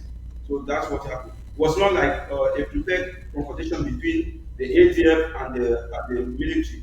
What happened was just a self-defense. They noticed the military were already around, so they don't have any option than to start shooting and self-defense. That's what happened. Now, the ADF has said that this meeting in Batibo was meant to plan for an operation, quote unquote, that will take over some city. What do you know about that? Yeah, Secretary, please, what are you know about the meeting of the ADF first? The ADF, I learned that they were trying to the planification of the lockdown. Secondly, they were planning to go to the DLM. That's the mission I gathered. They were rallying all the parties, they want to bring all the fighters together, and then you will see an audio or a video to enforce the lockdown. And then secondly, you will see them in Lebialem, going to Lebialem to install ATM in Lebialem. That's what I gathered. Thank you for mentioning that. Now you have only confirmed what I have heard from other sources. Now, if you look at this footage, this guy in the middle is called General Pride. He was the assistant to Ayeke. And if we let's play the audio in that footage, let people hear what they are saying. In this footage. Listen. When at the 14th July 2022, when I meet General Bride, I send this message all over Ambazonian, the BLM people them, both home and abroad. I want to when I say, in my absence, no matter how the sea come, and as I enter ground, all this code when I see I'm like this, I enter ground with them. So, we will liberate from place to places. We will liberate Ambazonia from place to place. We will go all over Ambazonia. We will chase a kelebe. We will chase a kelebe. Don't be so. When you go my place, don't be so. Okay, we will go my place, no be so. They say not so, and my place there refers to the BLM, and we have been told we got this video about I think about 2 weeks ago, and it was made on the 14th, according to the audio message there. It was made on the 14th. That is 2 days after the death of Field Marshal, and we also heard announcements coming from Chairman Ayaba himself talking about going over to the BLM. So you have confirmed, Erico, what I learned, that one of the agenda of this meeting in Batibo was to plan the takeover of the BLM. But let me go to Uncle B. Uncle B, some of the best of our fighters have died in this attack in the Batibo. But there is one phenomenon here. Every time the ADF gathers fighters in this number, they are killed. Boy, 39, or was it 32 or 39, they are still very much in our minds. And then we have this one. There are other ones at Alabokam and so on. The ADF is gathering some of the best fighters on the ground, and they are essentially being killed by La Republique du Cameroon without a single battle. Without a single battle against La Republique du Cameroon. Where are we going? Where is the ADF going to attribute what had just happened in Batibo? Uncle Bill.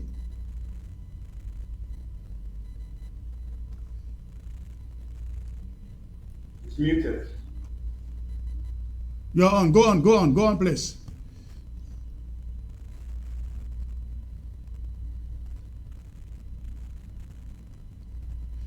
Uncle B, okay, go on. Your volume is very low. I don't know what is going on. I cannot hear you, Uncle B. Enrico, can you hear him? No. Uncle B, I think you are muted or Is what? it okay now? Yeah, well, is it okay now? All right, we can hear you now. Go on. Yes, I think I was muted. I was just saying that before coming onto this program, I listened to an audio from a certain, I think, Ashu. They were saying that a large man from Libya were talking that Field Marshal was killed, nothing happened, but they went to Batibu and the guy fought and fought and fought. I think we're talking about 3 days. And then finally, and you have the audacity to come to TV to start form the lie that you've been doing all along. In a nutshell, he was not wanting you to take the program to ABS to tell the people what happened. But look at this secretary. I mean, I don't know, for us to be talking about these things every day is, I mean, it is heartening. It is heartening. We've never had any other kind of what has happened here happen in Amazonia. And we say your relationship with our people and you guys is what determines you, that whether you're front line of defense. If they were planning to move to Libya as ADF, does that surprise you what that they've been trying to get to Libya even when the king was still alive and did not succeed? I remember there was a time they staged a fire somewhere I was calling the king to come over for backup. Meanwhile, there was no fight taking place, but they asked him to come for a backup. But there was no fighting taking place. You know that if you call somebody to come back up when you are not fighting, there has to be a reason why you are calling that person to come for a backup when you are not fighting. And finally left and there was no backup. So what I'm trying to say here is I cannot imagine the dynamics that is happening between ATF and the military. Remember, before even when Commando went out, they said he drove them out of town. I think they were staying in a sort of a 3-story building around the central town, and the military is still around there. Now, this is another house where we were saying, and you are lamenting, they were staying in a plain view of everybody, and nobody at the military or they were just with no problem. But there's one thing that's peculiar here. The military is describing as a ref from that thing. I think I read that Afan was wounded on the right arm. How did they know all these guys that they left from here, this one from here, this one from here, this one from here, to name them? If they went there as a surprise, then the blacklegism was so advanced in whether they had to identify where these boys came from. What is not that you know who was wounded, who was not wounded. That is quite intriguing, Uncle B, that they can actually pinpoint where each of the fighters killed came from. And with their names, the names and their level and everything spelled out, they came from here. How did they know that? These boys came from those places and only to be killed in that place. The problem is, if I can understand one thing, if these boys were saying that they're going to fight all over the country to liberate Amazonia, it may be as my colleague or my panelist Eric is saying, it was like they wanted to get something rid of him or something, trying to do something that they didn't like, they want to get rid of him. I want to believe these boys are just simply being misguided. Because if they are saying that they are going to fight all over Amazonia to liberate the homeland, and if they are taking the doctrine of Ayeba's highly fought. So how would it be said that they fought all the place or the whole place to liberate the homeland?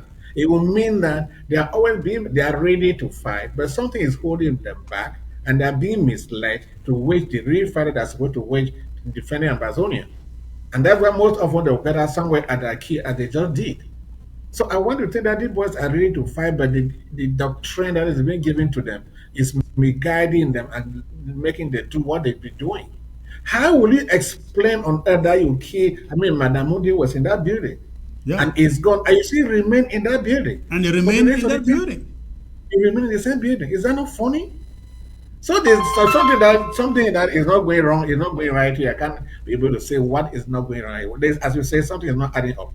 And I think I can't lay hand on what is not adding up. But for the military to know all details, those who were wounded, those who were slightly wounded, their names, the one came from here is puzzling for me to know how they got into that information.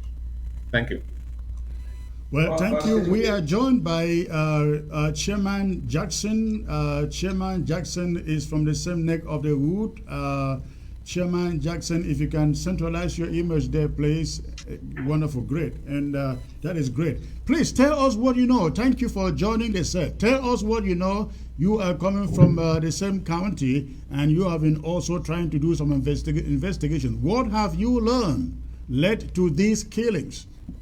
Be guiding them and making them do what they've been doing. Chairman Jackson? All right, can I speak now? Yes, sir, go on. Okay. Secretary Chris, first of all, the events leading to this tragedy is very, very, very confusing. And starting with the justification for a lockdown, and a lockdown that was meant to punish our people, a lockdown that was not justified. And everything after that lockdown is very, very confusing. As Comrade Eric if I may stop you a little bit there, are you saying that that gathering had anything to do with the so-called lockdown they announced? Well, there are conflicting reports that they were gathering there to put a squad to go to reinforce the lockdown. Remember, there was a serious pushback. There was a serious pushback. Correct. And another school of thought is what Comrade Eric just said, Akaba. But the truth is that boys left from various destinations and were assembled in a location that was not strange, a location that was not foreign to La Republique. So, and they have to come out, because I listened to a couple of audios today from Capo Daniel, who was said he was trying to declassify the mission. To me, it's a cover-up, because you're trying to declassify a mission that failed, which means that you don't even intend to pursue that mission in future. And he was trying, to me, it was justification for the heinous act that they've caused these young men. So, being there and having boys come from all over and they get slaughtered like that, we might speculate here, but the truth is that the power that be made very terrible decisions to got these boys to where they are today. Now, the same question I asked Uncle B, some of the best of our fighters have died in that adventure, and it's going to take a long time to recover the caliber of those fighters. You heard, or you came a little bit late, you didn't hear what their commander said. You read that statement from them. They said this action will quell the momentum of those who are left from fighting. What do you think about that statement?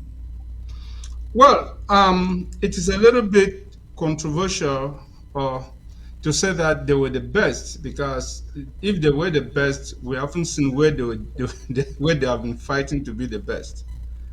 But the truth is that it was the cream of fighters that were selected from all over, and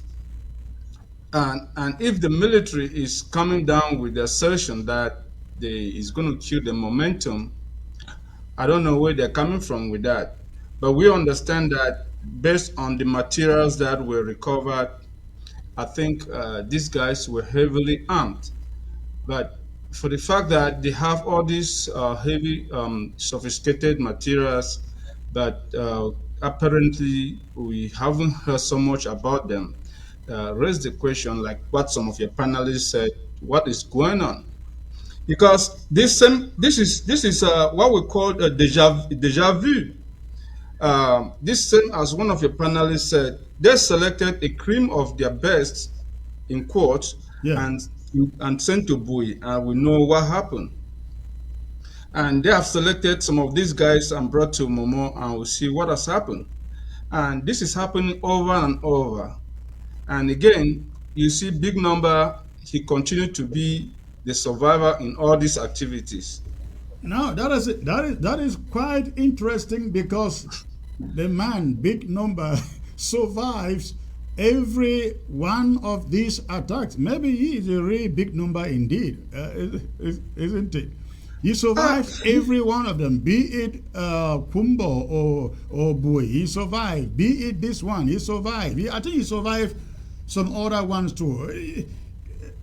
Is it not just logical to say this guy could be an insider? Your guess is just as good as mine, and that is why everybody is scratching their head. From the so many people that we speak to, everybody is scratching their head and they're asking, why? Why is this happening? We are saying this. This is the same story that keeps repeating itself. What's going on? And coming to the fighting spirit, this is somebody that has the audio you played from Sikot. I mean, he kind of analyzed almost every important thing that needed to be said. It's so critical. But I'm not going to go that far because he already said so much. But if you look at the reason why this guy should assemble in the same spot where other things have happened, and you ask yourself, what was the reason for doing that? And Secretary Chris, I know people want collaboration. We really want to come together. That under such circumstances, there is so much fear in the air when you have developments like this. Well, another question though that I will put to you, and I would like to put this to the rest of the panel: the problem of blacklegs and enablers. Let's assume that this was not an insider leak. It was a blacklegism target. What should the ADF be thinking now about those blacklegs? Okay, there is a natural phenomenon that is you're not going to hear from me, that ADF is so involved in kidnappings and torturing of the civilians. It is just a natural phenomenon that if I get maltreated, I have to look for a way to revenge. People get angry, and they should understand that their first line of defense is the civilians, and Right. we are aware of some of the atrocities that they have done in Mogamo. They even went as far as replacing the chief of a certain village over there. They took over the whole village, and from the story we hear, the people there, they don't have any say. So when you breach your first line of defense, then you expect to have this blackleg. I'm not in a way giving justification for blacklegs, but they are making it easy for people to do some of these things. But the issue of blackleg is a very important issue in this quest for the liberation of Amazonia, and it's something that if the parties concerned come together, they can easily handle that. But when everybody is drifting towards different directions, then it gives the persons that want to betray the opportunity to do their dirty job, which is what they're doing good now. So it is incumbent for everybody to come together and think as one and execute as one. That is the best way to do it. At that time, the blacklists will be helpless. All right, let me get back to Erico and ask you this very critical question, and I will send it to. I will get it make the rounds to the three of you. You know, we are in the habit of saying the SDF is fighting the ADF is fighting alongside La République du Cameroon. But when La République du Cameroon comes around and kill this number of fighters belonging to the ADF, what should we say? Erico? Okay. Thank you, Secretary Chris. Before answering that question, let me talk about this black leg stuff. Yes, I'm from Batigo, and I can guarantee you, Secretary Chris, we don't have a lot of black leg like the other LGAs in Amazonia. What happened? What's happening in Batigo is that these guys, FM, has been causing a lot of atrocities in that community. For example, the Inyo we are talking, the Inyo they had a camp in Inyo, but the phone of Inyo is not in Inyo because of EPA. Then what do you think about the subjects? So and then you go to Iwa. In Iwa, if the person dies, if they want to bury, you give 1 million to EPA. Okay, recently, the second commander of EPA was being arrested in Yaoundé in millions with a passport in a hotel. Second commander from a guy from Egypt, the second commander of EPA was being arrested in Yaoundé Okay. with a passport, trying to escape. Somebody alert the police in Yaoundé. They went into the hotel and arrested the guy with 60 million. Where is that 60 million from? Because Chris, I can assure you and guarantee you that if the effort is being caught red-handed, the amount of money in his pocket, you'll be shocked. And where is that money coming from? From the people of Batigo. From the people of Batigo. So what do you expect? Every day is complaining here and there. Every day is complaining about F-Bank. So to me, we don't have black legs in Batigo, but F-Bank has made the community go against F-Bank. What about the ARF? They don't complain about our ARF. It's only F-Bank. So what do you expect? Okay, so let me come to the question. One of the fighters told me the new general they just sent, they think the accord Ibacho had with the other general or General Eleka Valerie and the other people.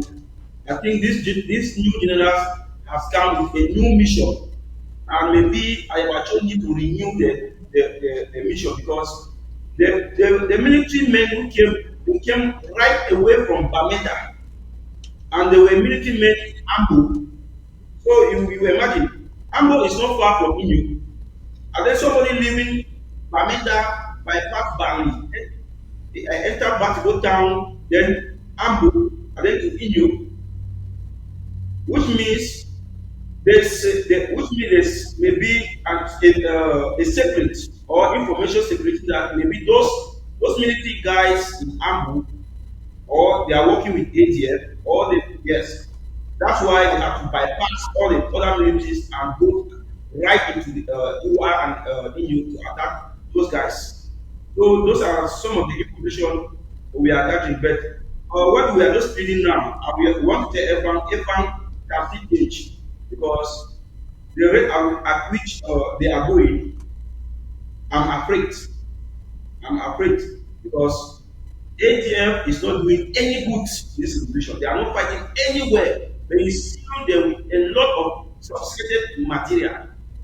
Where are they fighting? So to me, it's just that I will say La Republique has helped the Batigo people to reduce the rate of kidnapping and ransom taking. To me. Uncle B, is the ADF fighting for La Republique or for Amazonia? And if they are fighting for La Republique, why would La Republique kill this number of their fighters? I think. Boy. Go on, Can go you on, hear me? go on. Yeah, I can hear you. Yeah, when they went to Bui, remember with Chacha, with the kid Chacha, you did show to us a picture of a guy that was embedded within the ADF. I can still remember, I think the name was with something. Right, I remember that. I recall that. But if you see the ADF went to battle mixed with Larbi to Cameroon, what did you deduce? What do you deduce from that? It's about obvious that a team, right? A team cannot play in a team that opposite team cannot play in a team that is your enemy. So there's all reason to think that. Okay, when they went to Bui, When they gathered it boy from the Momo to Tanka, I went out there, and then before that 39 situation happened. What was it? So I'm just here to say that Secretary Chris, the ACF is a mystery to this revolution. And all that they do point to the fact that they are partners with. Sometimes alliance can go bad. And when it goes bad, you see the repercussion. There was a guy, let me give you a story. There's a guy in Tanka who was the commander in Tanka, who are half people in Tanka. There was a commander in there who killed, remember the police that the army that they killed, cut the head. Or they cut the head, put on the tree somewhere. The problem was that the commander that was in that camp left, went somewhere. And then when he left somewhere, the second in command led that attack, and they had to kill that guy, cut his leg. So when they beat the man in command, there was a quarrel between them and La Republique and the military. Say, why did you guys do this? Then the man's complaint was that he was not around. It is second in command. That's the story from Tanka. It's the second in command that carried that action. It was not him, because he was not around. So when you hear a story coming back, and the day the king was killed, say there was real jubilation in that Tanka. People did not know what happened.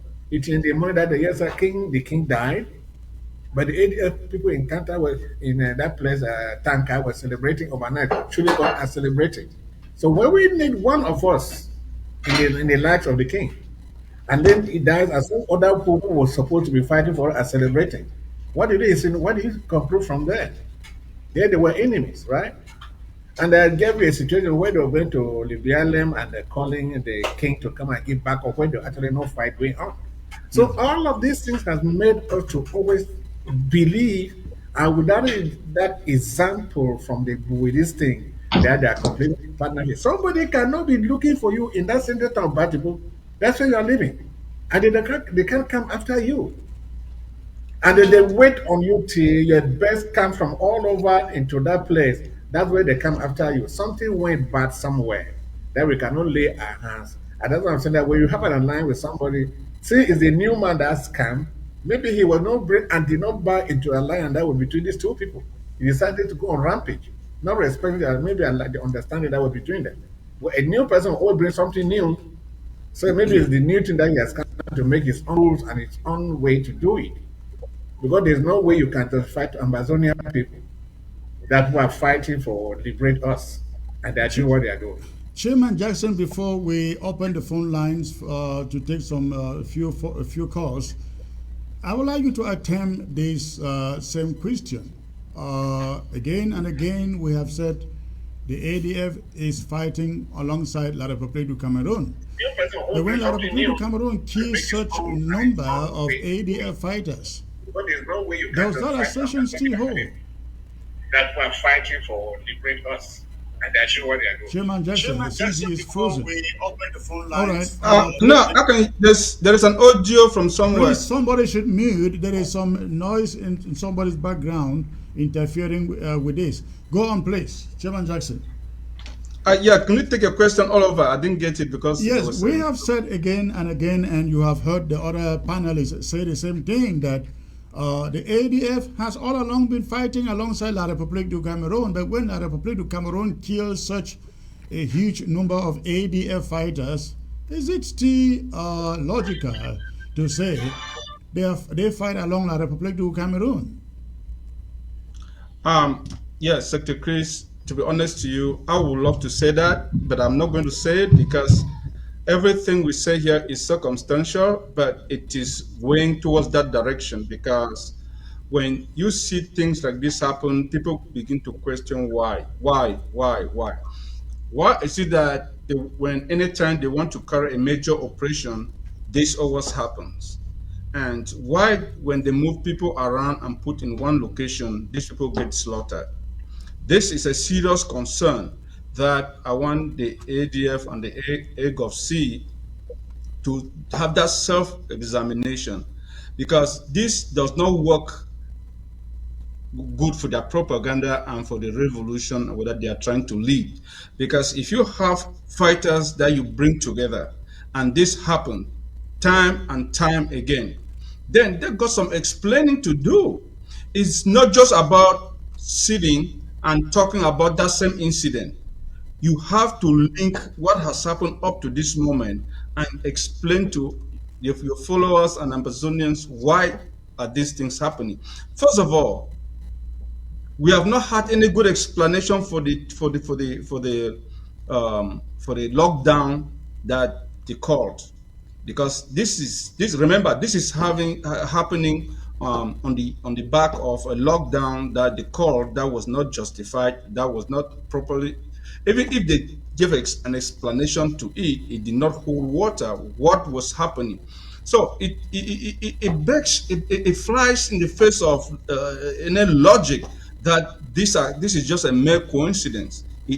No, it's way beyond coincidence, because it is happening too many times. So people are going to make logical conclusions, but the reality is there. This doesn't smell good. All right. Uncle B, it seems you are muted. You are muted. Yeah, let me say something. Am I coming through now? I think so. Yes.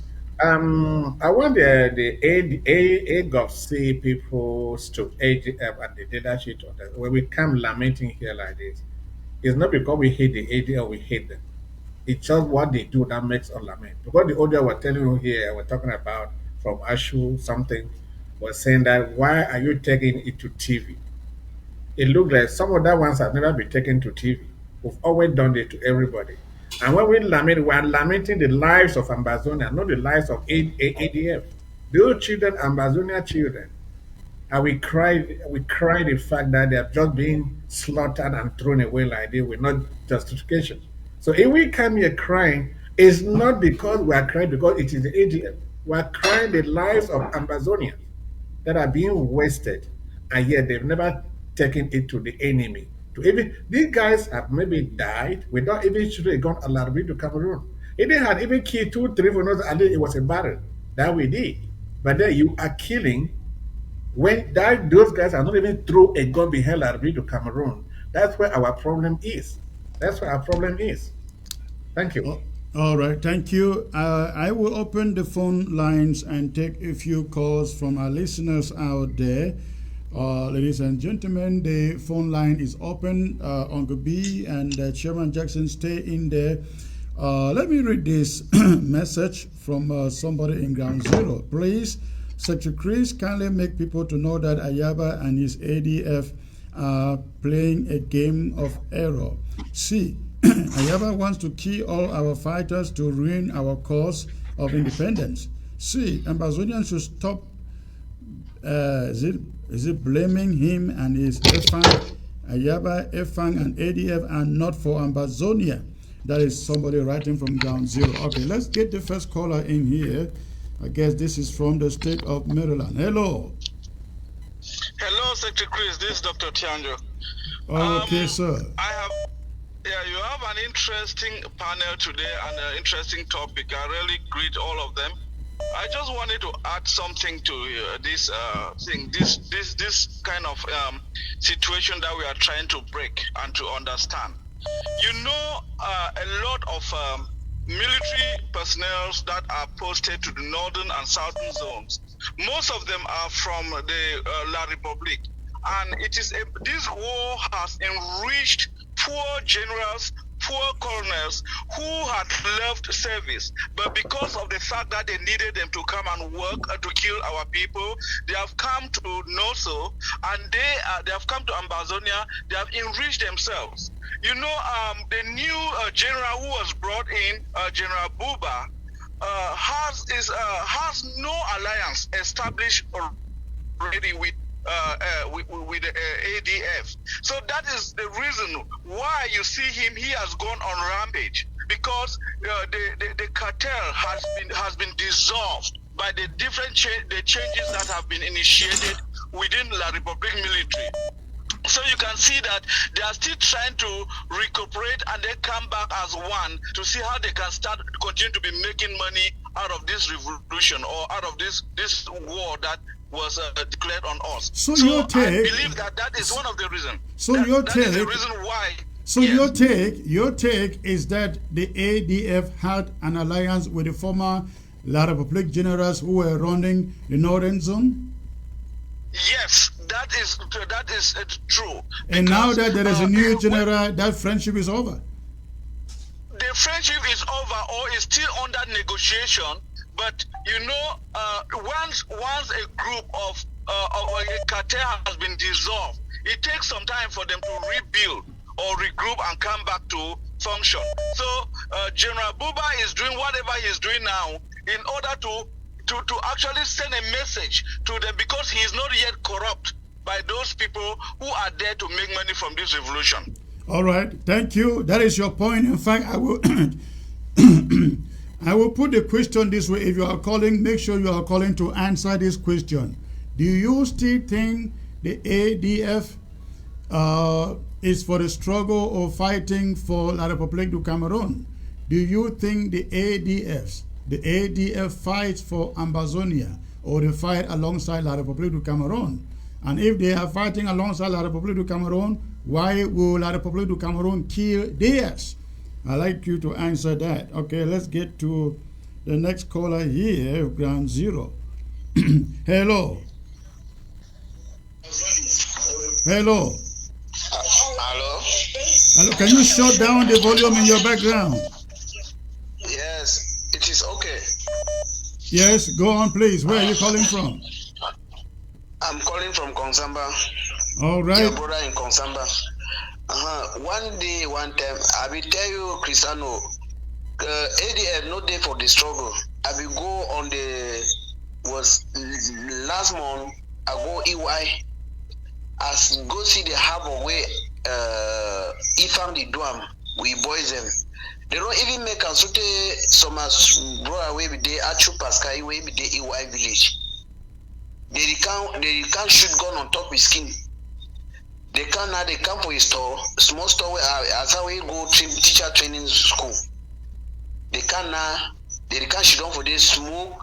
Then they take it things they not even buy. You don't go teacher training school now 7 years this way. You don't come out for teacher training. So according to you, you mean say now the local people then betray ADF for that camp or what?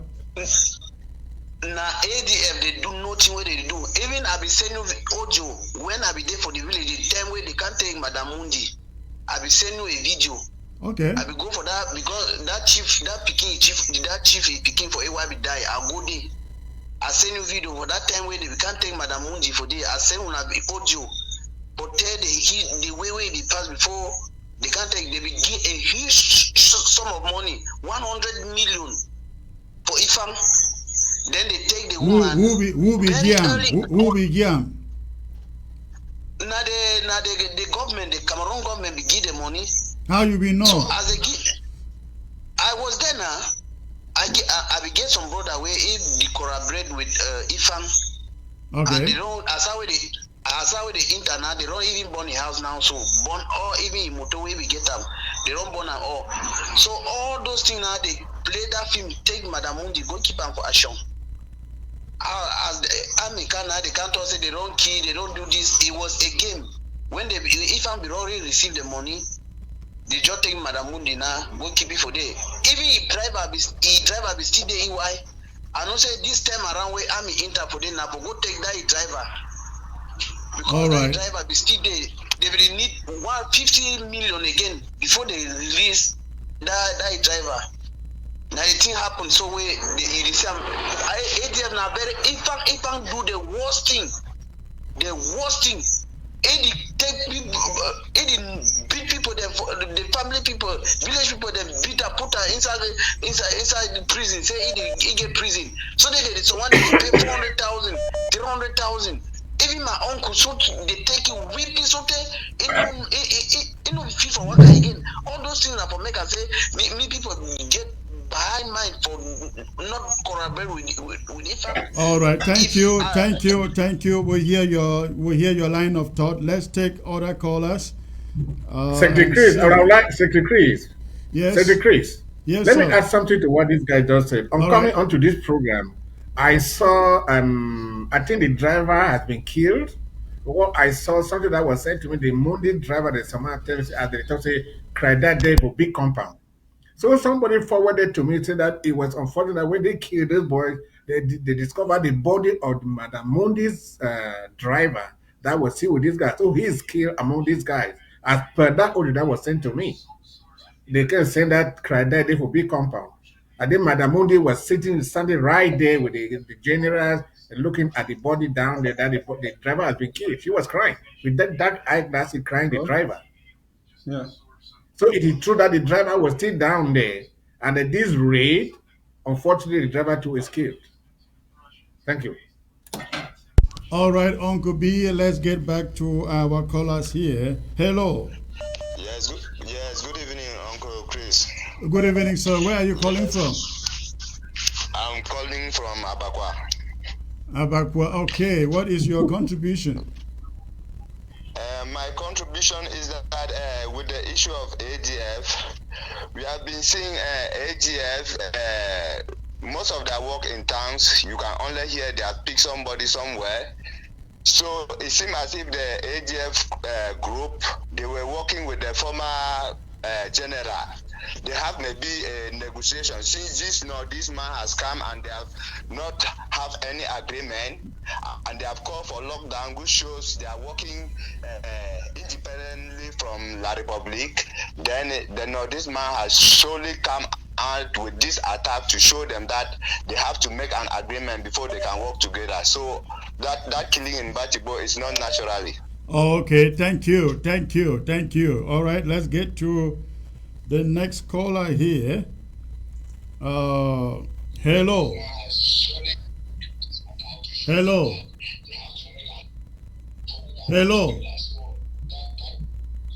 Well, if you call, you must make sure that the volume of your set is turned down, please. You must make sure the volume of your set is turned down. So I guess what everybody is saying here is that they still believe, in spite of the fact that La République du Cameroon will bring down 15 ADF fighters. The majority of you still out there still believe the ADF fights with La République du Cameroon. Let's get to this next caller here. Hello. Hello? Can you turn down the volume of your set, please? Yeah. Hello? Yes, I can hear you. Hello? Yeah, before I start, I want to say that ADF work for they collaborate with the government. They are not fighting absolutely for the revolution. Where are you calling from, sir? Victoria. Victoria, okay, thank you. Go on.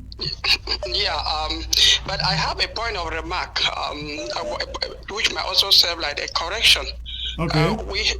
We killed their own general. We have been killing their own important personality. When you say we killing their own general, who are the we? We the ambassadors. Okay. We the Amazonians. Right. We have been dealing with them. We have been killing some good numbers of them. Right. They did not display the curve in the TV. They did not announce. They instead do the propaganda. So please, we must learn to do like that. We don't need to be displaying our own.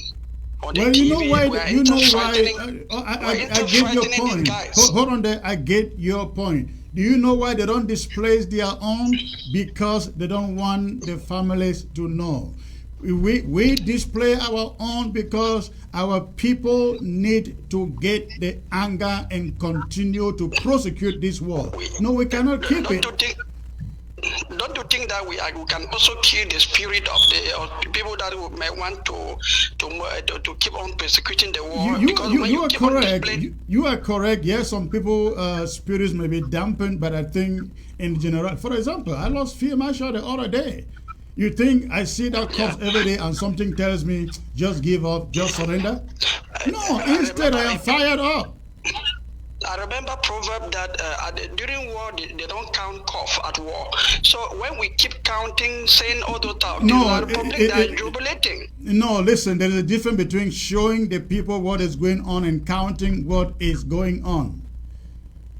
So we need to make our own propaganda. We don't have to be showing the cop, making as if we are regretting because we are killing the spirit of the young guys. No, sir. I think you are absolutely wrong there. People need to see what is happening if they have to continue to prosecute this war. Thank you for the call. Let me get to the other caller.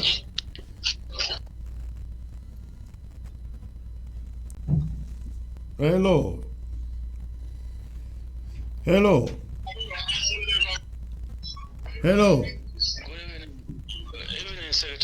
Yes, sir. Turn down the volume of your TV, sir. Turn down the volume of your TV in the background. Okay. Good evening. Good evening. Where are you calling from? I'm calling from Batibo. Oh, from Batibo. Interesting. All right. What is in your mind? Yes, I want to give my own suspect in two phases. Okay. First, yes, it may be a Fulani man employed a leader, a Ganako, how we call it, a Ganako, to his cattle, a wrong Ganako, who is a thief, or the master, the Fulani man is also a thief. What am I referring to? And maybe Efang is gathering most of the fighters and selling it to the La Republique agents without the ADF knowing. So my suggestion is to Ayabatu, let him change Efang. You mean, because Efang is always surviving these attacks, right? Yes. Okay. Yes. Maybe that is a wrong shepherd to a master. A shepherd who would overtake the cattle and sell without the knowledge of the master. All right, thank you. Thank you for the call, sir. Thank you for the call. Let's move on to the next caller. All right. Hello. Hello. Good evening, sir. Good evening, sir. This might be Abakwa. You are always, your calls always pass through every time. Yes, sir. All right. Because of my passion for the cause. All right. Go on, sir. Calling from Abakwa. Go on. Yes. Greeting to the panel, to the panelists, those brave, outstanding guys. Well, what I want to say is that there's no gainsay that the ADF has been a proxy of the government, of the regime. There's no gainsay about that. But you see, I'm convinced that this alliance between the ADF and the regime is much more at the level of the leadership. That's Ayabacho, Kapodane, and so on.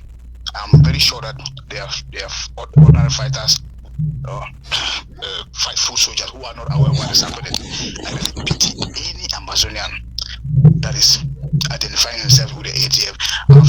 I've personally tried to convince some of them to quit the ADF and join the restoration fighters, but most of the time it ended up in a quarrel. So, but whatever the case, what I want to say is that whatever the case, Secretary Chris, woe betide those francophones who come here and kill this boy, because in the end, these are Amazonians. And I really pity these Amazonian girls who are about indifferent. They don't know what is happening here. We have lost thousands and thousands of men, young men, who would have been their husbands tomorrow. But instead of contributing one way or the other to bring this thing to an end, they go about indifferent. Some of them even sleeping with the soldiers. So whatever the case, these are Amazonian boys, these are Amazonians. We have not done anything wrong with francophones. They have no reason to come here and kill and do what they are doing. So I insist, this battle is just starting.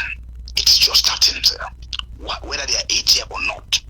And finally, Amazonians, please give consideration to this man called Chris Ano. He just lost a brother. Most people would have cracked in his position, but see how he's going strongly, stronger than ever. Please, for the sake of this man, support this revolution. Support this revolution with as much as what you have, for the sake of Chris Ano. All right, thank you. Thank you. Sir. Thank you for the call, sir. Appreciate it. Okay, let's get to the next caller here. Hello. This will be the last call. Hello, sir. Where are you calling from? This is Japan. Calling from Japan. Okay, wonderful. Yes. What is the time? What is the time there now, sir? 7 a.m. 7 a.m. on the Thursday? Thursday morning. Yeah. Wow, that's interesting. All right, quickly, sir, 1 minute. Yes, Secretary Chris, just to add to what Dr. Atienjo said, it takes a grace, it takes a wise one to understand Ayaba's game. Ayaba is playing a fast one. Ayaba has been playing a fast one. It takes a grace for someone to understand Ayaba's game. They say when you, even a lazy man wakes up in the morning, takes his machete, go to the farm to clear. Even if that man, no matter how much he's lazy he is, when you follow him within his 30-40 minutes, 1 hour, you will feel that, you will think that he's a hard-working person, because his magic is still very sharp, and obviously he will be trying to do well within the first 30 minutes. Okay, what am I saying? Buba has just been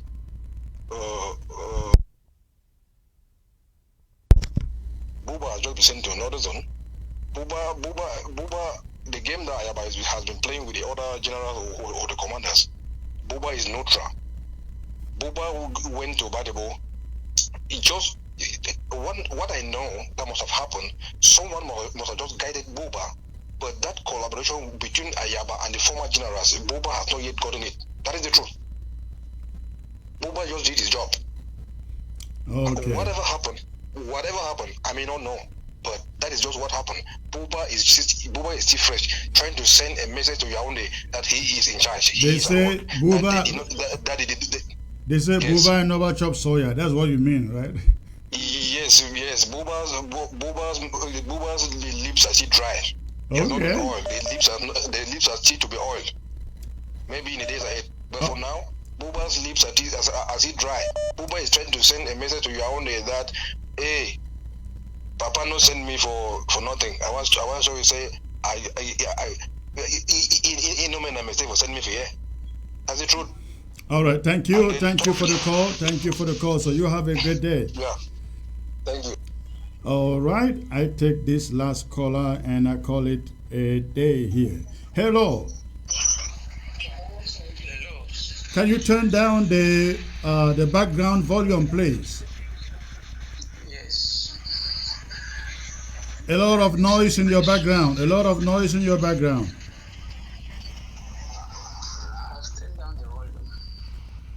All right, go on. Yeah, good evening, Secretary Chris. Good evening, sir. To all the panel and to all the panel seated there with you. Where are you calling from? Yeah, I'm calling from Cyprus. Cyprus, okay. Yeah. Yes, from what you are explaining and the issue on the ground, it shows that Ayaba is not clean. Ayaba has delayed this revolution all through. And this is how the game is. The game is between Ayaba, Atanganji, and the general on the ground. And Efang is just the controller of the guys on the ground, so that the guys, our boys on the ground, should be killed. And that is how the game is. And Ayaba has been making money throughout this revolution. It's just the guys on the ground, they don't even know they are out to fight for Ambazonia, but Ayaba is there to eliminate them. Also, if all the boys on the ground can't realize that Ayaba is not for this revolution, and they sit up, they will fight and free Ambazonia, and they themselves will be free. And if all of them, they think Ayaba, whenever he comes on TV and blew his grammar, Capo Daniel and the rest, for this revolution, they are all making a mistake. Ayaba used to have support of Tapang Ivo. He used to have support of Mark Barata. All of them, they have realized that Ayaba is a snake, is a killer. And all of them, they have dropped. And that is why whatever is happening, none of them is opening their mouth. They know that what is happening, Ayaba's hand is there. They know but none of them is opening their mouth to even criticize Ayaba, because Ayaba may go after them. So that game which Ayaba is playing, all Ambazonians they know. But it's high time for us, the Ambazonians, to start criticizing Ayaba. That is from now hence. Yes. I think they have been doing that, isn't it? They have been doing, but the people that are supposed to do it for Ayaba to know that this thing is now people like Mark Barata. Because if Mark Barata happens to come up, look at the way Sikor was talking. If Mark Barata comes up, Takman comes up, like when Takman came up, when Regina Monji was the plot with Regina Monji. That is when people are talking like that, we should not be seeing the truth and try to hide it. All right. Is a snake. All right, comrade, thank you. Unfortunately, we're out of time. Thank you. I wish we could take more calls, but you have a great night, sir. A great day. Thank you very much. Thank you. All right. Okay, ladies and gentlemen, it's been a long day. Unfortunately, the calls are still coming in, but I can't take it. The day is fast spent. 50 seconds each, Uncle B and Chairman Jackson, please. I can see the result of this poll is that Chairman Ayaba is still very much in bed with the Republic to Cameroon. 50 seconds each of you. Am I start? Yes. Yeah, Chairman Jackson, go on. Yes. Honestly, as I said, we can sit here and second guess, but the reality on the ground speaks for itself. Yeah, I was just listening to an audio forwarded by Kemita Ashu, by one of the guys on Ground Zero, accusing Ayaba. So you see, what people are saying here, just as you said, completely display the mindset of everybody. And I even came across a write-up, somebody saying that the killing of these guys sometimes is to clean up that generation, because they probably know what is happening, and then they recruit another set of guys to come up. So as we said, all these things we can only speculate, but the truth is that this thing is happening too often with the same people. So what is going on? And before I leave, I listened to Kapos Daniel's podcast. He literally exposed the places where these guys came from. You cannot be fighting a revolutionary war and you go on air, you tell where these guys were being recruited for. You are in effect giving their location to the enemy. I think that is why Sikor Johnson is so mad and calling for Borayaba and the Kapo Daniel to be put away from the area of sea, I guess.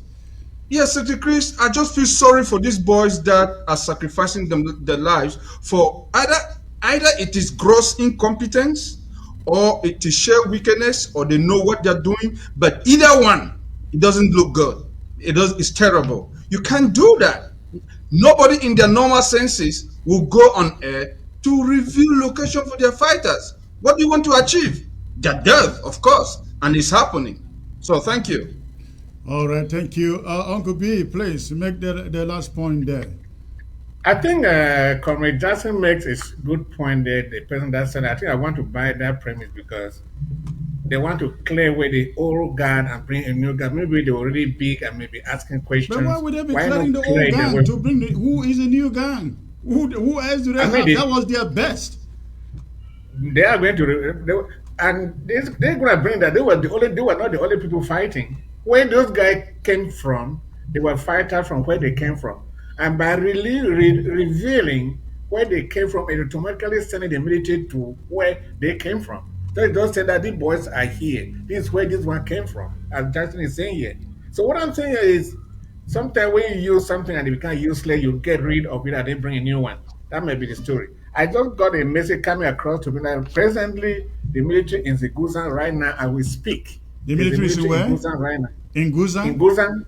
Okay. Yes, as we speak, the military in Guzan right now. We don't know the mission, what it's better for or for what, we don't know. But in a nutshell, I don't want to say the what is it doing there? They just got there as I'm getting the message being forwarded to me. They just got there They don't yet know what they're going to be doing, but they are in Gozan right now. They are not yet carrying out any operation. Yeah, they are not yet carrying out any operation right now. But what I want to say from the sampling we've just done here is conclusively that Ayeba is still in bed with these guys of La République du Cameroon, and there's something went wrong somewhere. Either the contract, the new man came and changed the contract, or do not want to buy into the contract, and they want to show proof to you send me, I want to work. Maybe with time, it's going to arrange another contract, but for now, that guy is saying that I can work. At least you go somewhere, must show something that I'm here to work. You might slow down, but show the first impression to your master that I'm able to work. So I'm sure this is what happened here. Well, we are just procrastinating. I mean, throwing conjectures here. We really don't know exactly what happened, but we're going to leave it there. We believe that details will be coming out in the days ahead, and if need be, we will come back to it. Whether be it 11 or 15 people isn't a small number of people to just ignore that way. Uncle B and Chairman Jackson, it was great having you, sir. You have a great night. Thank you. All right, ladies and gentlemen, we are going to end it right there. But before I go, I just got this news coming in from Le BLM. I've just gotten this news coming in from Le BLM of the installation of a new colonial divisional officer in Menji. That was done. I think that was done today. I just got the news as this show was going on, and this was done today. I'd like you to take a look.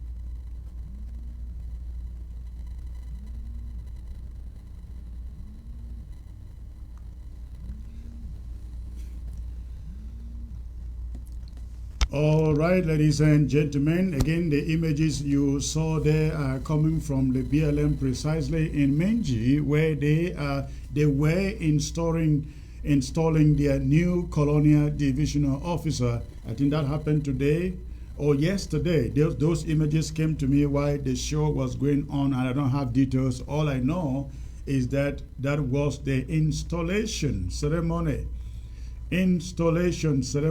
of the new colonial official in the BLM. Let's wait and see for how long he lives there, if he actually will live there. If he actually will live there. I have advised him a few days ago, if he can take it from his predecessors and move his office to Chang and stay there, because it is not going to be business as usual for him.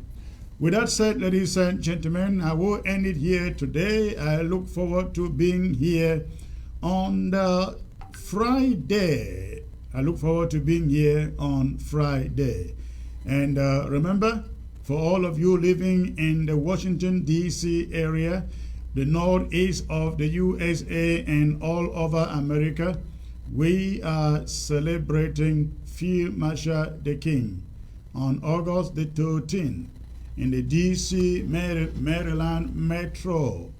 Now, this is being organized by the family and not by the interim government. This is very important so that nobody thinks that the interim government is picking and choosing who to celebrate. This is being organized by the family and place. Again, the date is August the 13th. If you want to book your flight, you are welcome to do so. There will be no date change. The venue will be brought to you in the days ahead. I'd like to thank you for staying put and watching. You have a wonderful night. God bless.